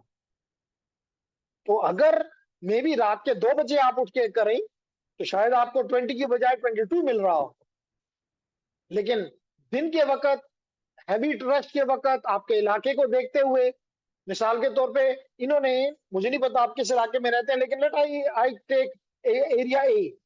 Area A में आप रहते हैं, यहाँ पे लेट करो 100 कस्टमर्स हैं। मैंने एक रफ एस्टिमेट लगाया, और ये एस्टिमेट मैक्स पे नहीं किया जाता, स्टेटिस्टिकली देखा जाता है। मिसाल के तौर पे मैं कहता हूं कि जनाब इनके लिए 1 gig is more than enough, 1 gigabit पर सेकेंड। तो मैंने इस इलाके तक 1 गीगाबिट पर सेकेंड पहुंचा दिया, और आगे फिर वो सबके दरमियान में क्या होगा? डिस्ट्रीब्यूट होगा। अब अगर मिसाल के तौर पे 100 में से 99 जो है वो सोए हुए हैं, तो एक को तो बहुत अच्छा मिल जाएगा। अगर एक और भी उठ गया गलती से तो उसको भी अच्छा मिल जाएगा। लेकिन अगर ये 100 के 100 उठ के बैठ गए, फिर लाजमी तौर पे this will be divided by this 1 gig will be divided by 100 and you will be getting.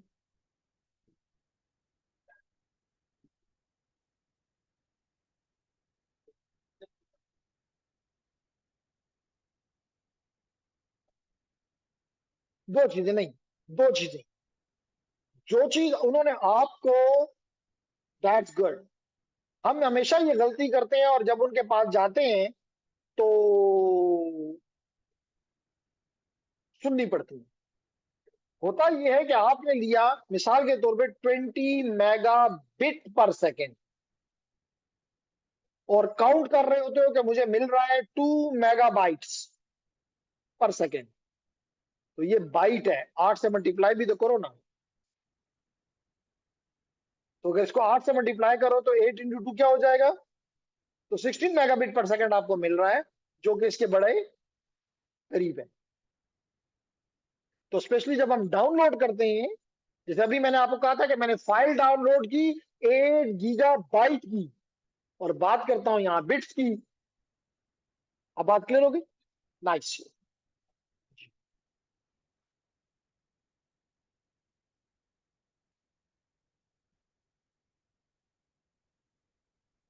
वो फिर कंट्रोल करना पड़ेगा कि यहाँ पे हम हर एक को, मैंने कहा था ना, यहाँ पे हमने ऑप्टिकल रूटर लगाया हुआ है, वहां पे हम डिसाइड करेंगे जी इसका मैक्स जो है वो 10, लेट इट बी 5 मेगाबिट पर सेकेंड है, इसका 10 मेगाबिट पर सेकेंड है, इसका 20 मेगाबिट पर सेकेंड है। अकॉर्डिंगली फिर उनमें डिस्ट्रीब्यूट कर दिया जाएगा। ठीक हो गया जी। तो ये तो हो गया आपका एक तरीका अबाउट दी बिग इंटरप्राइजेस। दूसरा हमारे पास है SDSL या VDSL। SDSL या VDSL, हाई स्पीड DSL। इसमें एक बात तो ये सिमेट्रिक है। सिमेट्रिक का मतलब है, सिमेट्रिक का मतलब आप समझ गए कि जितना आपको अपलोड मिला है उतना ही आपको डाउनलोड भी मिला है। तो जो एक ADSL का मेजर फ्लॉ था, जो कि बना तो अच्छे पोस्ट से था कि भाई बंदा अपलोड करता ही नहीं है, तो क्यों हम उसका चैनल इस्तेमाल हो रहा है, बैंडविड्थ इस्तेमाल हो रही है, तो चीजें सस्ती हो जाएंगी। एक चीज इस्तेमाल में है ही नहीं तो कम इस्तेमाल उसको रखो। जैसे मिसाल के तौर पे सुबह के वक्त शहर से लोग यूनिवर्सिटी या हैदराबाद की तरफ ज्यादा आते हैं, तो आप बड़ी बसें इधर से चलाएं। लेकिन अगर आप वापसी भी लोग नहीं जाते, दिन के वक्त या सुबह के टाइम पे हैदराबाद के या यूनिवर्सिटी के बंदे ने शहर में जाके क्या करना है, तो यहाँ से छोटी गाड़ियां चलाओ, तो क्या फायदा होगा, पेट्रोल कम खर्च होगा। ताकि तो बड़ी गाड़ी जो है ज्यादा खाएगी। चले आसान कर लेते हैं, अगर आप लेट करें कि बोइंग लेकर आ रहे हो, तो बोइंग में तो 500 बंदा बैठता है, वो कितना पेट्रोल और कितना खर्चा करता होगा, और वापसी में आप हेलीकॉप्टर के जरिए बंदे भेज दें, कौन सा कम खर्चा आएगा, हेलीकॉप्टर पे। तो यहां पर भी था कि आपको पता था कि अपलोड जो है वो डाउनलोड ज्यादा है, तो यहाँ पे बड़ा बड़ा चंक दो, और वापस कम जा रहा है तो कम चंक दो। तो that was a good decision. लेकिन यहाँ पे बाद में हमारा क्योंकि तर्ज बदल गया, जैसे मैंने भी आपको बताया, तो हमें ये का सोचना पड़ गया कि नहीं, मुझे अपलोड भी 1 मेगाबिट पर सेकंड या 2 मेगाबिट पर सेकंड से गुजारा नहीं होता। तो जब नहीं होता तो उन्होंने हमें दे दिया SDSL यानी सिमेट्रिक, जिसमें आपका अपलोड एंड डाउनलोड इक्वल है। Your upload and download equal है। क्लियर हो गया? और स्पीड भी, क्योंकि ADSL की स्पीड हाईली, और बाजू का तो डिपेंडिंग अपॉन द एरिया, वो आपको, क्योंकि मैं PDCL में रहा हुआ था, तो कभी मैं उनको कहता था कि जी अब मेरी बैंडविड्थ इंक्रीज कर दें, तो कहते हैं सर इससे ज्यादा अगर करवा भी लें पैसे ज्यादा हो जाएंगे, स्पीड नहीं मिलेगी, क्योंकि नेटवर्क इस हालत में नहीं है कि, क्योंकि कॉपर थी ना आगे, तो नेटवर्क इस काबिल नहीं है कि किसी भी तरीके आपको इससे ज्यादा मिले। आप बस ये 6 मेगाबिट पर सेकंड पे जो आपने लिया हुआ है डैट, पैसे भी कम है और काम भी ठीक है। तो that was one of the option. Third option मैंने आपको कहा कि ये अमीरों का ऑप्शन है। अमीरों का ऑप्शन इसलिए कह रहा हूं कि सैटेलाइट है, और आपको पता है कि सैटेलाइट सबसे महंगा कम्युनिकेशन का मेथड है। ठीक है, मिसाल के तौर पे पाकिस्तान में अगर देखें तो एक कंपनी पहले थी थोराया, और आज का शायद कुछ स्टारलिंक। तो स्टारलिंक और थोराया, ये आपको, थोराया आपको सैटेलाइट फोन देता था, लेकिन उसकी कॉल हाईली एक्सपेंसिव होती है। यही टेक्नोलॉजी, इस किस्म की टेक्नोलॉजी यूज होती है एरोप्लेन्स में।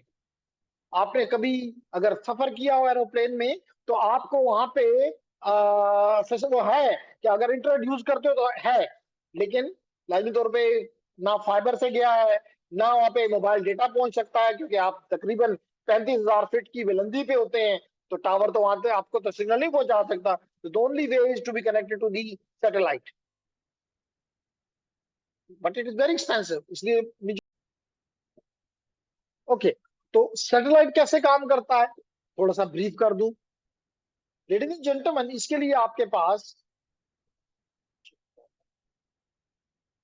जी, आपके पास ये आपका जमीन है, अर्थ है, और इसके गिर्द आपके ट्रांसपॉन्डर्स, इसमें मैं टी लिख देता हूं, 120 डिग्रीज पे ट्रांसपॉन्डर, जिसको आप सैटेलाइट कहते हैं, जिसको आप सैटेलाइट कहते हैं। अब जमीन के ऊपर आपने मुख्तलिफ जगहों पे, जमीन पे आपने मुख्तलिफ जगहों पे अपने अर्थ स्टेशन बनाए होते हैं। जैसे पाकिस्तान में एक इस्लामाबाद में है और एक कराची में, ठीक है। तो आप करते क्या है कि, और ये अर्थ स्टेशन आपके पीएसटीएन के साथ कनेक्टेड है, पीएसटीएन के साथ कनेक्टेड है। इसका मतलब ये है कि अगर आप, और पीएसटीएन पे के साथ कनेक्टेड है, इसका मतलब मोबाइल से भी कनेक्टेड है, हर चीज से। और अगर ये ना भी इस्तेमाल करते हो तो दे कैन डायरेक्टली, जो यूज आपके पास अगर इसका रिसीवर है तो यू कैन डायरेक्टली, थोड़ा डायरेक्ट रिसीवर है, आपको इनकी जरूरत नहीं है। इसलिए जो भी आपके पहाड़ी इलाके और ऐसे इलाके, आपने देखा होगा जब अफगान वॉर थी तो कई जो तालिबान लीडर होते थे वो मीडिया से बात भी करते थे, लेकिन उनका, आप अगर पीएसएस से गुजरते तो उनको तो इन्होंने पकड़ लेना था कि अच्छा ये तो, हम मिसाल के तौर पे पिशावर के आसपास से ये सिग्नल हमें मिला है तो बंदा कहीं पिशावर में है, उसको ये ट्रेस कर लेते। लेकिन वो डायरेक्टली, क्योंकि पहाड़ों में बैठे हुए डायरेक्टली इन सैटेलाइट से कनेक्टेड होते थे, तो ये ट्रांसपॉन्ड आप यहां से वो सेंड भी करते थे और यहां से वो रिसीव भी करते थे। लेकिन यहाँ पे क्योंकि बैंडविड्थ मुख्तसर है और लाइसेंस्ड है, पैसों पे है, इजाजत के साथ है, तो दैट इज नॉट चीप। इसलिए ऑर्डिनरी यूजर में आपने शायद ही अपने आसपास किसी को देखा हो कि वो स्टार लिंक यूज कर रहा हो इंटरनेट के लिए, या वो थोराया इस्तेमाल कर रहा हो हेलो के लिए। लेकिन this is again a solution कि अगर कोई ऐसी कंपनी है जो ऐसे इलाके में काम कर रही है, मिसाल के तौर पे वो वजीरिस्तान में काम कर रही है, वो बॉर्डर एरियाज पे काम कर रही है, वहां पे कनेक्टिविटी की जरूरत है, तो लाजमी तौर पे वहां पे कोई भी भाई यूफोन आपको नहीं कह सकता कि जी मैं वहां पे आपको पहुंचा देता हूँ नेटवर्क, क्योंकि उसको पता है कि इतना खर्चा करूं तो फायदा तो कुछ भी नहीं होना, वहां पे तो 50 लोग भी बॉर्डर पे नहीं है, तो वो नहीं करेगा। इस तरह पीटीसीएल को कोई तार डालो, वो भी नहीं करेगा, वो कहेगा क्यों डालूं। तो बस यही होता है कि टेम्पररी या फॉर सम रीजन आप इनको इस्तेमाल करें। क्लियर हो गया जी? Any question, any question from the online students?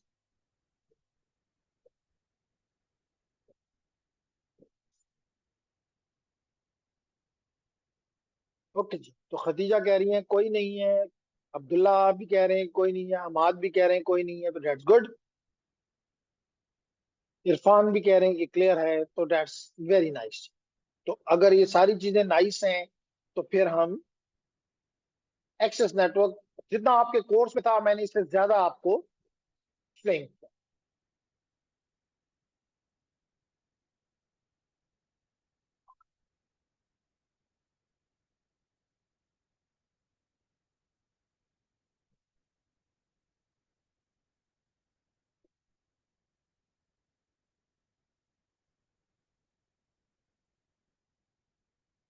Okay, अब हम आते हैं, हमारा प्रीवियस टॉपिक जो था that was the access networks, internet connections, और अब हमारा टॉपिक है रिलायबल नेटवर्क।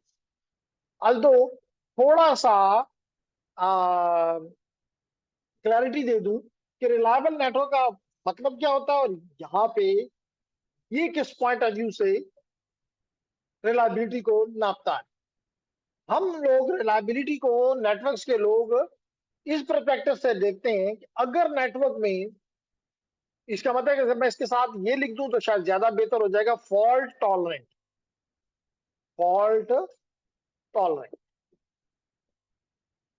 यानी कि अगर नेटवर्क में फॉल्ट भी आ जाए तब भी नेटवर्क चलेगी। इस फिनोमिना को हम कहते हैं कि ये नेटवर्क रिलायबल। और हमेशा इस पर्पस के लिए हमें रिडंडेंसी का सहारा लेना पड़ता है। किसका सहारा लेना पड़ता है? रिडंडेंसी का। जैसे मिसाल के तौर पे आप लोग आए सुबह, तो लाइट का इशू था। लाइट के इशू क्योंकि सोलर था, तो सोलर में होना तो नहीं चाहिए था, लेकिन नहीं आओ क्योंकि सुबह 9 बजे का टाइम था। शायद सूरज इतना नहीं हमें मिला था कि वो उसको सोलर एनर्जी को इलेक्ट्रिक में कन्वर्ट करता और हमारी लैब रोशन हो जाती। लेकिन क्या हमारे पास क्या था? रिडंडेंसी में वापडा था, तो वी शिफ्टेड टू द वापडा। फिर क्या हुआ? अराउंड आधे घंटे के बाद वापडा चला गया, तो उस वक्त तक सूरज इतना बेहतर हो गया कि we shifted back to the solar. तो हम क्या कर रहे हैं? हम फॉल्ट टॉलरेंट होने की कोशिश कर रहे हैं कि अगर ये चीज ऑटोमेटिक हो जाए, जो कि हो सकती है, कि जी अगर मिसाल के तौर पे सोलर के पास जान नहीं थी, तो डायरेक्टली वो शिफ्ट हो जाता, जैसे आपके घरों पे भी होता है कि जो ही आप लोगों का वहां जब आपके पास नहीं होता सोलर, रात है फॉर एग्जांपल, तो वो बैटरी से ड्रेन करता है। और अगर बैटरी भी नहीं है तो वापस से ड्रेन करके आपको पूरा करता है, आपको नहीं फील होने देता कि जी कोई मसला है। तो इसका मतलब कि आपने रिडंडेंसी में 3 ऑप्शन रखे हुए हैं। नंबर 1, डायरेक्टली लो सोलर से। नहीं है सोलर, तो बैटरी से निकालो। बैटरी भी नहीं है तो वापडा से निकालो। तो ये आप क्या कर रहे हो? रिलायबिलिटी देने के लिए, फॉल्ट टॉलरेंस देने के लिए आपने रिडंडेंसी का, यानी जहां एक जरूरत थी कि सिर्फ वापडा होता, आपने वापडा के साथ साथ बैटरीज भी और सोलर को भी इस्तेमाल करवा दिया। इस अमल को क्या, इसका मतलब है कि अगर नेटवर्क्स में भी हम इस तरह का अमल लेकर आए, और ऐसा अमल होता है, आज तो क्या आपको पता नहीं होता, क्योंकि ऑर्डिनरी यूजर को पता नहीं हो सकता कि फॉल्ट तो आता है, मसला तो आता है, लेकिन वो हमें नजर नहीं आता। क्यों? क्योंकि उस वक्त जो रिडंडेंसी होती है वो काम में आ जाती है।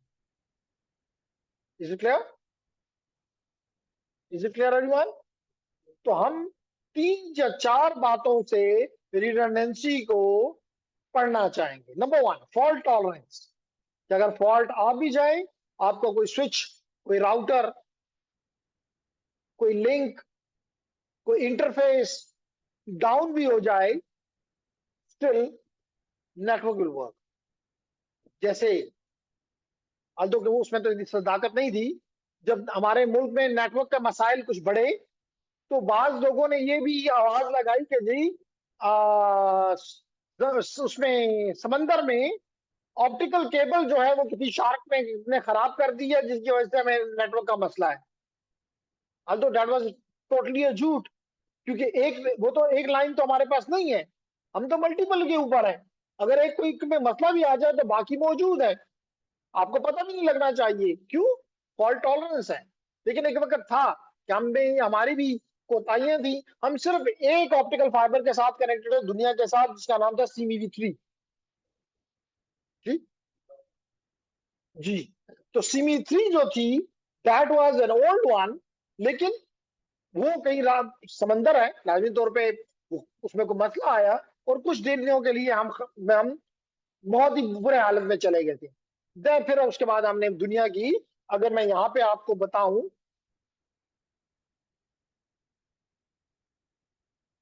सब मेरीन केबल्स, सब मेरीन केबल्स,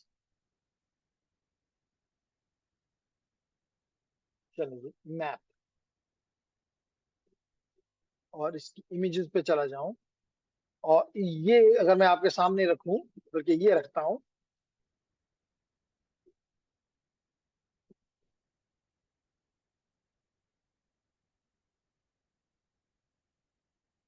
ये देखें। तो अगर आप ये मुख्तलिफ कलर्स जो नजर आ रहे हैं, they are the different cables.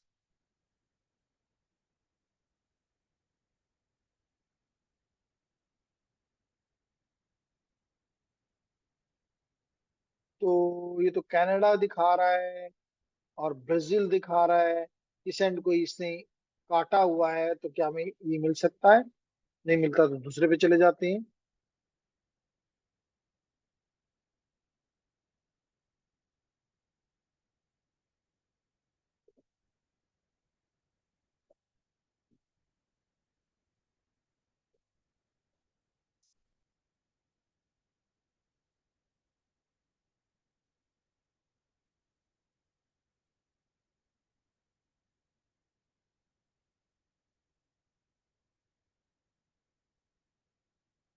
तो जनाब बीबी ऑस्ट्रेलिया, इंडिया या ये पाकिस्तान नजर आ रहा है जी। तो अगर आप यहाँ पे देखें तो पाकिस्तान सिर्फ एक केबल के साथ नहीं कनेक्टेड, मल्टीपल केबल्स इसके पास आ रही हैं, मुख्तलिफ कलर्स हैं।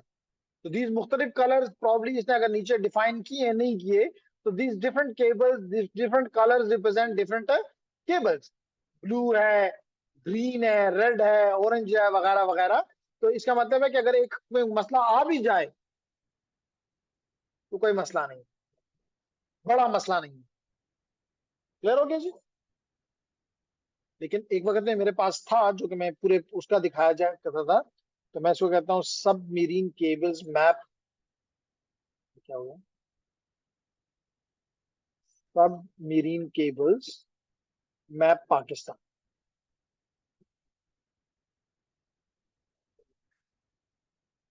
जी उसका भी जवाब दे देता हूँ जी, 1 मिनट दे दीजिएगा। जैसे अफगानिस्तान की आप बात कर रहे हैं, तो ये हमारी ऑप्टिकल फाइबर केबल। और ये अगर हम यहां से देखें तो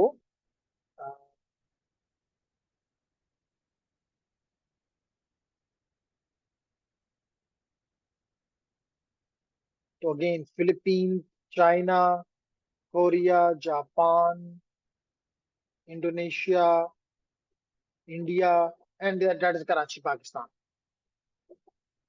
ठीक है ना जी। तो मल्टीपल केबल के साथ, एक केबल के साथ कनेक्टेड नहीं है कि हम दुनिया को धोखा, लेमैन को तो धोखा दे सकते हैं, लेकिन आप जैसे पढ़े लिखे बंदे को तो धोखा नहीं दिया जा सकता कि अगर केबल को मसला भी है तो डजेंट मैटर।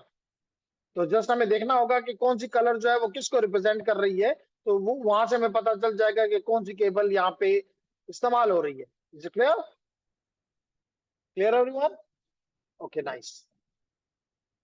तो यहाँ पे भी हम बात करना चाहेंगे अबाउट दी फॉल्ट टॉलरेंस, हम बात करना चाहेंगे अबाउट दी स्केलेबिलिटी, हम बात करना चाहेंगे अबाउट द सिक्योरिटी, और हम बात करना चाहेंगे about the quality of service. तो इन चारों चीजों को मिला के कहता है कि जो नेटवर्क इन चारों चीजें करे वो मेरे लिए रिलायबल नेटवर्क का दर्जा रखते हैं। अब फॉल्ट टॉलरेंस तो मैंने आपको बता दिया कि अगर कोई मिसाल के तौर पे अगर यही डायग्राम आप देखते, एक केबल कट गई, क्या हम दुनिया से कट गए? नहीं कटे। क्यों? क्योंकि हमने रिडंडेंसी दी हुई है। जहां पे एक केबल की जरूरत थी हमने 4 लगाई हुई है। आपके सवाल क्या था? जी जी। जैसे अफगानिस्तान की इन्होंने एग्जांपल लेना चाह रहे हैं कि Afghanistan is a land country, वहां पे समंदर नहीं है, तो वो अपने आसपास जो ममालिक होते हैं वो उनसे हेल्प लेते हैं। मिसाल के तौर पे they will lay a cable from मिस्र, फॉर एग्जांपल फ्रॉम काबुल और Jalalabad up to the Gwadar और अप टू कराची।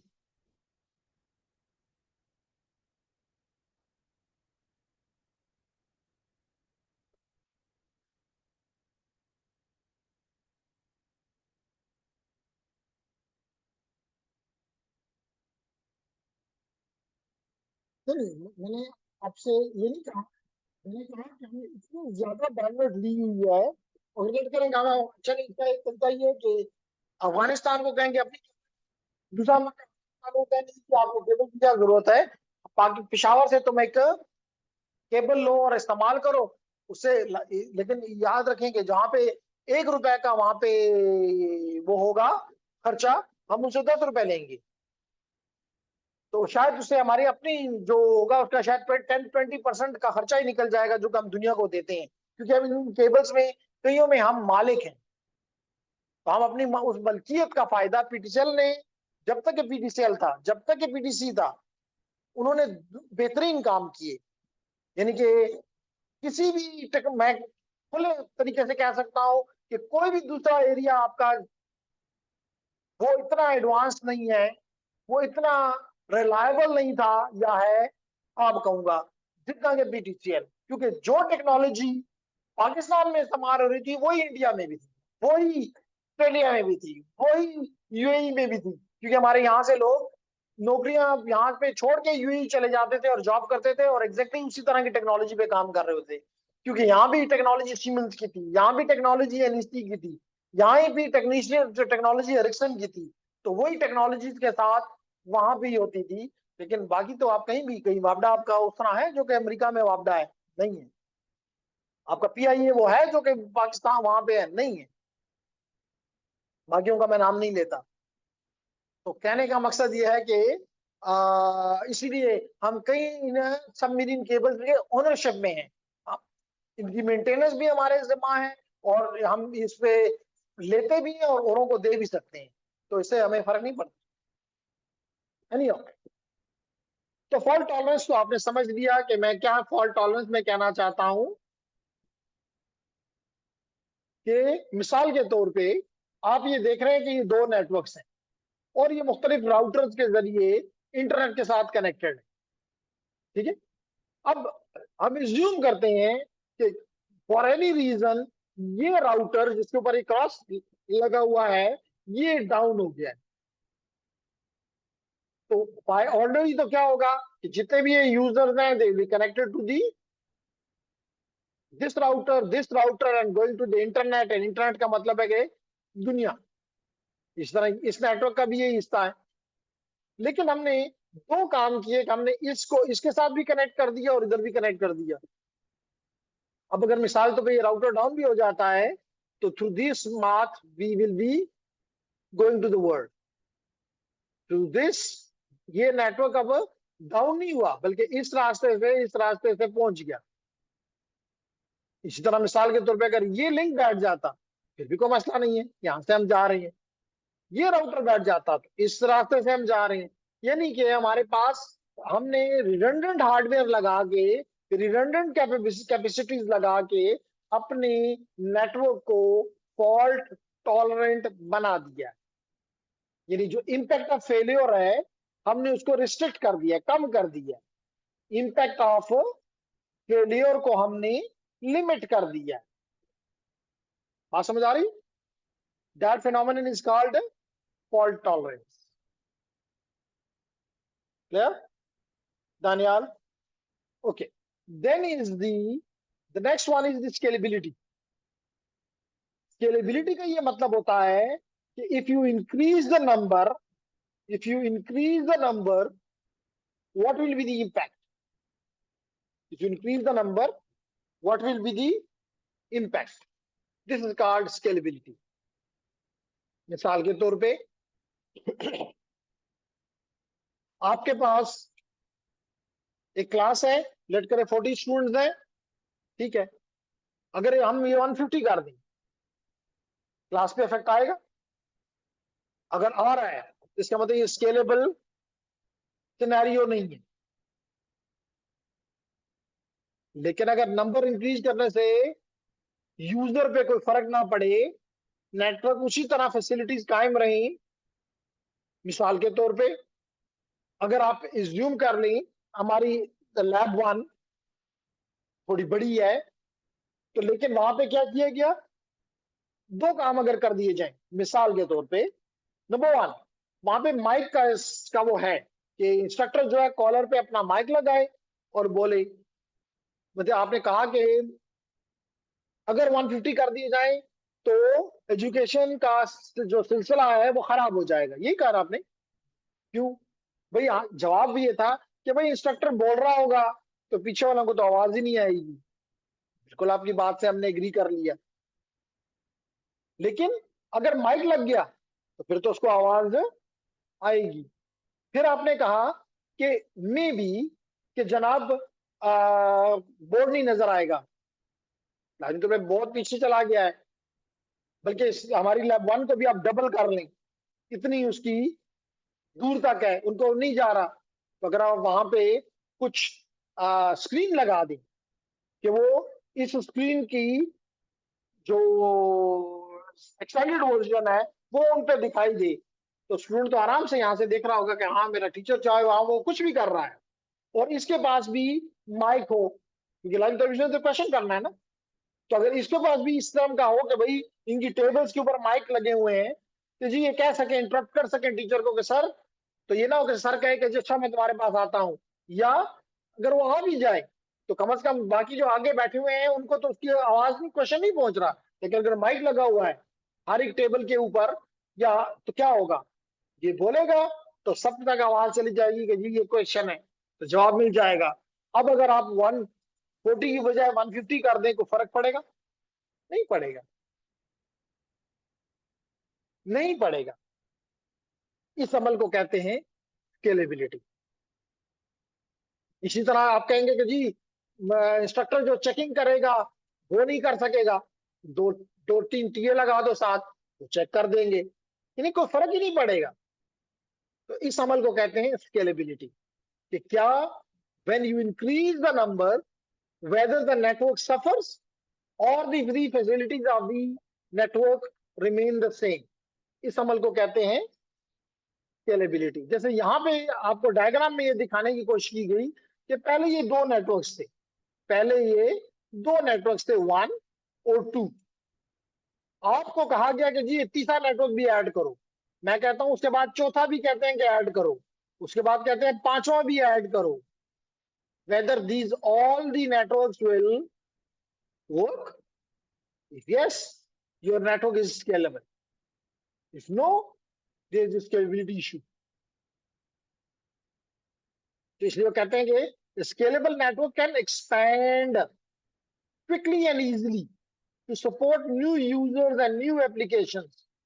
लेकिन ये इससे इंपॉर्टेंट क्या है? इससे इंपॉर्टेंट बात ये है, without impacting the performance of service to the existing users. ऐसा डिजाइन जो कि नंबर इंक्रीज करने से एग्जिस्टिंग यूजर्स को, एग्जिस्टिंग सर्विसेज को इंपैक्ट ना हो, such a network will be called as scalable. और अगर ये स्केलेबल है तो will be called it that is a reliable network, will be calling it a reliable network. बात समझ आ गई कि नहीं? ओके।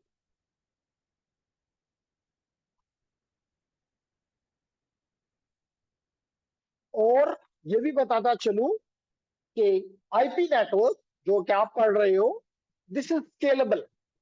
मिसाल के तौर पे ये पहले ये कमरे हमारे पास नहीं थे। अगर आप यूटी के स्टूडेंट हैं तो ये जिस जगह पे आप बैठ के इस वक्त पढ़ रहे हैं, ये उनके पास थे, मैनेजमेंट वालों के पास थे। ठीक है? तो जब हमें मिले तो हमने यहाँ पे अपना नेटवर्क डाल दिया, तो क्या एग्जिस्टिंग यूजर को कोई फर्क पड़ा? नहीं पड़ा। That is the good point about the IP networks. ठीक है? फिर थर्ड पॉइंट हमने क्या पढ़ा? Quality of service.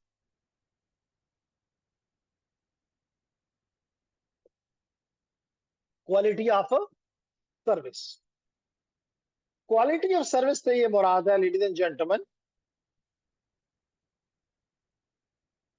इसको शॉर्ट में टर्मिनोलॉजी में हम क्या कहते हैं? QS, quality of service. Quality of service का मतलब ये होता है कि आपके कुछ ऐसी एप्लीकेशंस होती हैं कि अगर उनको एक खास फैसिलिटी ना मिले तो दे कैन नॉट ऑपरेट। मिसाल के तौर पे आप वॉइस की एग्जांपल ले लें। वॉइस रिक्वायर्ड 64 के, कितना? 64 के पर सेकेंड। अगर आप इसको 58 दे दें तो नहीं चलेगा, और अगर आप इसको 72 दे दें तो इसको ये जाया करेगा, नहीं है इसको जरूरत। इसका मतलब कि ये आपसे ये चीज डिमांड करती है। Number 2, delay. ये तो हो गया रेट। डिले, लॉस, जिसको कहते हैं क्यूएस पैरामीटर्स। QS parameters. तो ladies and gentleman, in QS parameters जो मैंने speed, delay, loss, jitter, these are the parameters of QS। तो अगर कोई सर्विस आपसे, हाँ जैसे मैंने इसमें एक वैल्यू खास बताई, यहाँ पे अगर let it be 3 millisecond या माइक्रो सेकेंड समथिंग, तो एक वैल्यू है। अगर आपका नेटवर्क ये जो डिमांड्स है एप्लीकेशन की वो पूरी कर सकता है, इसका मतलब है कि वो क्वालिटी ऑफ सर्विस दे रहा है। और अगर वो पूरी नहीं कर सक रहा या नहीं करता, इसका मतलब वो क्वालिटी ऑफ सर्विस को ओबे नहीं करता। यानी कि जो आपका और आपके क्लाइंट का जो एग्रीमेंट है, उसमें उसने आपसे जो जो चीज मांगी है, क्या वो आप उसको दे रहे हो? फिर तो ठीक, नहीं दे रहे हो तो दैट इज मसला। तो यहां पे यही कह रहा है कि voice and live video transmission require higher expectations for those services being delivered. यानी कि जैसे वॉइस की मैंने आपको एग्जांपल दी, इसी तरह अगर आप स्ट्रीमिंग वीडियो कर रहे हैं, अगर वो रुक रुक के आ रही है, कभी तस्वीर रुक जाती है, कभी आवाज रुक जाती है, कभी होंठ हिल रहे होते हैं, आवाज नहीं आ रही होती, कभी आवाज आ रही है तो होंठ नहीं हिल रहे होते, वगैरह वगैरह। इसका मतलब है कि वो कोई ना कोई पैरामीटर में मिसाल पे डिले ज्यादा है, लॉस ज्यादा है, वेरिएंस इन डिले ज्यादा है, जिसका जिटर, वेरिएंस इन डिले ज्यादा है। तो इस समझ इसको क्या कहते हैं, इन पैरामीटर्स को क्या कहते हैं? Quality of service. तो ये कह रहा है, have you ever watched a live video with constant breaks and pauses? जब आपकी स्पीड कम होती है बहुत ज्यादा, फॉर एग्जांपल, तो आप बाजू का यूट्यूब लगाते हैं तो बफरिंग स्टार्ट हो जाती है। अब तो बफरिंग की वजह से मकसद ये होता है कि अगर ना भी पीछे से कुछ देर के लिए मिले तो जो उसने बफर किया वो प्ले कर दे, ताकि आपको पता ना चले। लेकिन अगर बफर भी खाली हो गया है तो फिर तो वो बफरिंग की गोला आपको नजर आएगा ही आएगा। इसका मतलब है कि कोई ना कोई मसला, रेट में मसला है, जो आपसे से कमिट किया गया है वो आपको नहीं दिया जा रहा। ठीक है इसने। तो यहाँ पे क्या कह रहा है कि have you ever watched a live video with constant breaks and pauses? This is caused when there is a high demand of bandwidth then available। यानी जितनी आपने से मांगी गई है उतनी आप नहीं दे रहे, इसका मतलब the QoS parameter is not there.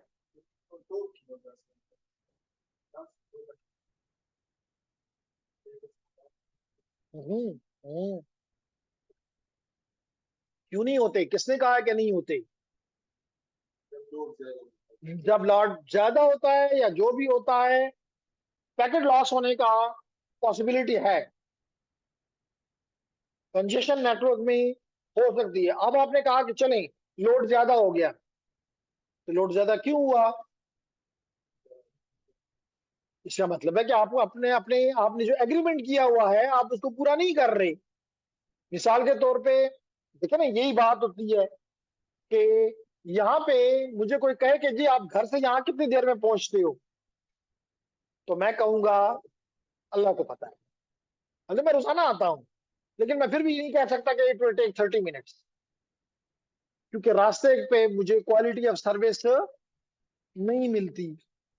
लेकिन मैं बाहर जब था तो हम पहले से देख लेते थे कि मिसाल तो मेरे घर के पास से ये गाड़ी कितने आवर और कितने मिनट पे गुजरेगी। यानी मिसाल के तौर पे अगर वहां पे आया है कि 10 बज के, चले 11 बजे गाड़ी यहाँ से गुजरी, 11 बजे ही गुजरती थी, वो भी तो रोड से ही गुजर के आती थी ना, कोई हवा में तो नहीं आती थी, लेकिन क्वालिटी ऑफ सर्विस थी, क्योंकि उनको पता था कि गाड़ी यहाँ से यहाँ तक कितनी स्पीड में आएगी और यहाँ पे इससे ज्यादा ट्रैफिक नहीं होगी कि गाड़ी रुक जाए। That is the quality of service. ये नहीं होता था कि मैं 11:02 इस लिहाज से वो बात करते थे, 11:02 पे इस स्टॉप से गुजरेगी। तो अगर आपने 11:01 पे पहुंच गए तो बैठ गए, 11:03 हुआ तो गाड़ी लाड़ो। यहाँ तो अपनी गाड़ी में ये नहीं कह सकते, वहां तो हम पब्लिक ट्रांसपोर्ट की बात कर रहे हैं।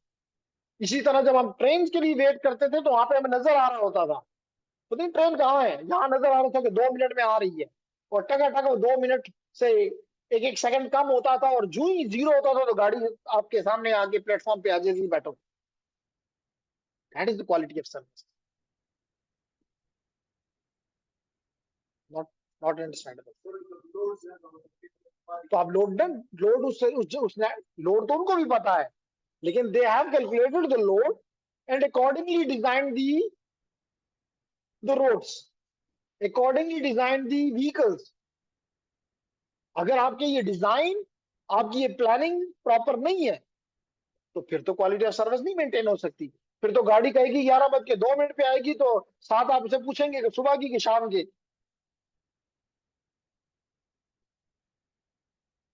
गॉट इट ना? ओके, तो जेंटलमैन, तो क्वालिटी ऑफ सर्विस भी आपको समझ आ गई कि कहता है ये क्यों कि quality of service not configured. Quality of service the primary mechanism used to ensure reliable delivery.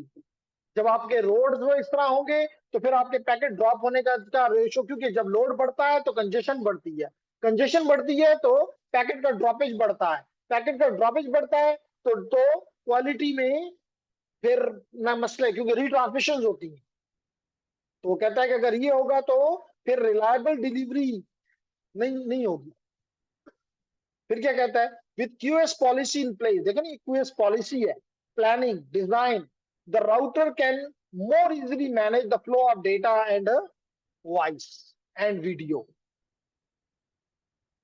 And the last one is nowadays very, very, very, very important, and that is called the network security.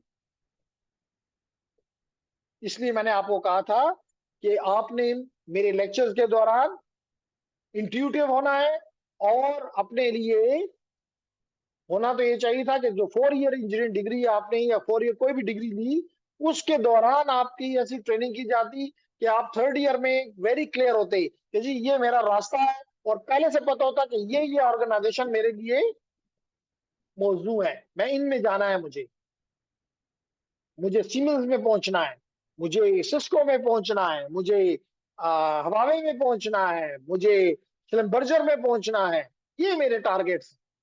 और यहाँ की इनकी ये requirements हैं, ये requirement मैंने पूरी कर ली है, दैट्स ग्रेट। हमें तो ये नहीं पता कि कंपनी का नाम क्या है, रिक्वायरमेंट तो दूर की बात। तो इसलिए ladies and gentleman, network security is a very very interesting topic nowadays, क्योंकि एवरीवन इज इंटरेस्टेड, लेमैन से लेकर एवरीवन इज इंटरेस्टेड।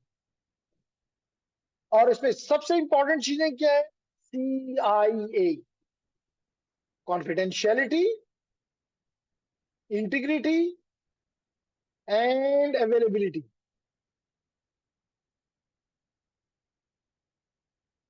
कॉन्फिडेंशियलिटी का मतलब क्या होता है कि जो आपका डेटा, मिसाल तौर पे ये यूजर इस यूजर से बात कर रहा है, तो लाजमी तौर पे दरमियान में नेटवर्क है, दरमियान में अगर कोई पकड़ भी ले तो वो उसको रीड ना कर सके।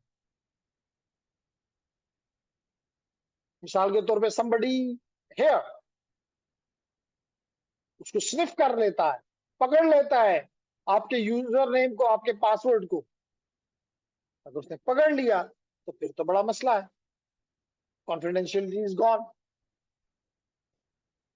Very important is your confidentiality. Only intended recipient can read and the data. जो उसका इंटेंडेड रिसिपिएंट है, आपका डेस्टिनेशन है, इन अदर वर्ड्स, सिर्फ वो ही इसको देख सकता है, सुन सकता है, पढ़ सकता है, और कोई नहीं कर सकता। क्लियर?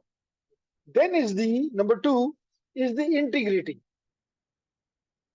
श्योर करना है कि जो चीज आपने यहाँ पे से भेजी है वही डेस्टिनेशन को पहुंची है। ये नहीं कि आपने यहां से अपने बैंक को के साथ कनेक्टेड है और उसको बैंक को आपने कहा कि 10,000 मेरे अकाउंट से मेरे भाई के अकाउंट में डाल दो, या मेरे दोस्त के अकाउंट में शिफ्ट कर दो, और पता चला कि वहां से तो 10,000 की बजाय एक जीरो सिर्फ बढ़ गया है और 1 लाख रुपया वहां पहुंच गया है। ये भी हो सकता है कि 1 लाख भी हो जाए तो भाई के अकाउंट की बजाय किसी और के अकाउंट में पहुंच जाए। इसका मतलब कि इंटीग्रिटी इज नॉट एश्योर्ड। यहाँ पे लिखा है assured that the data not being changed during the transmission, not being changed during the transmission.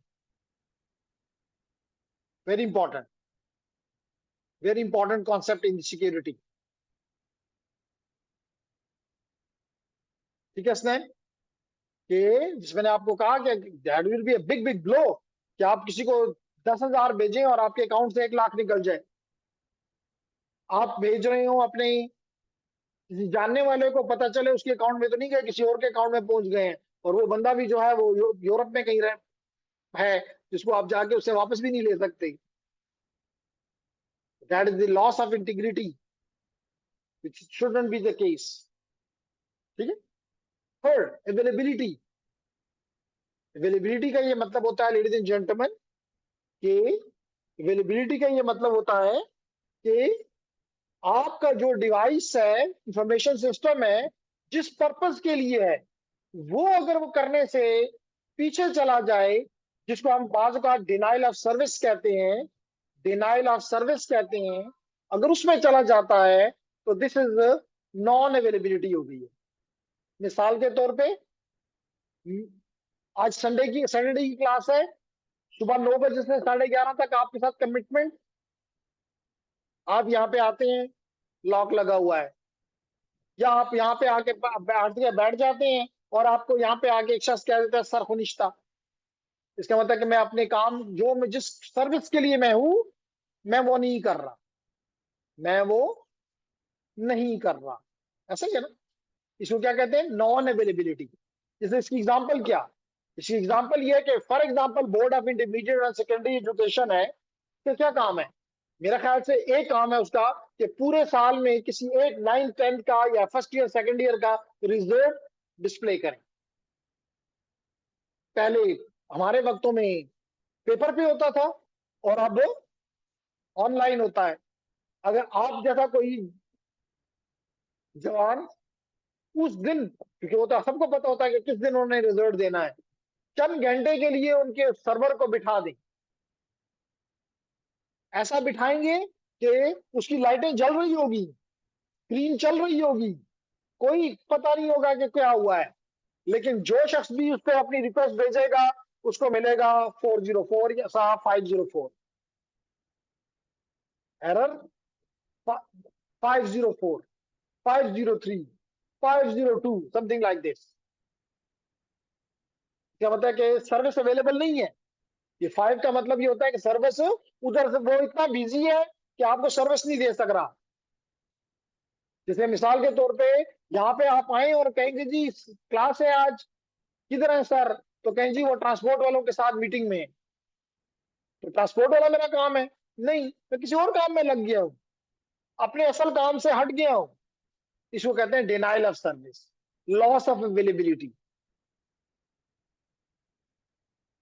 क्यों निमरा?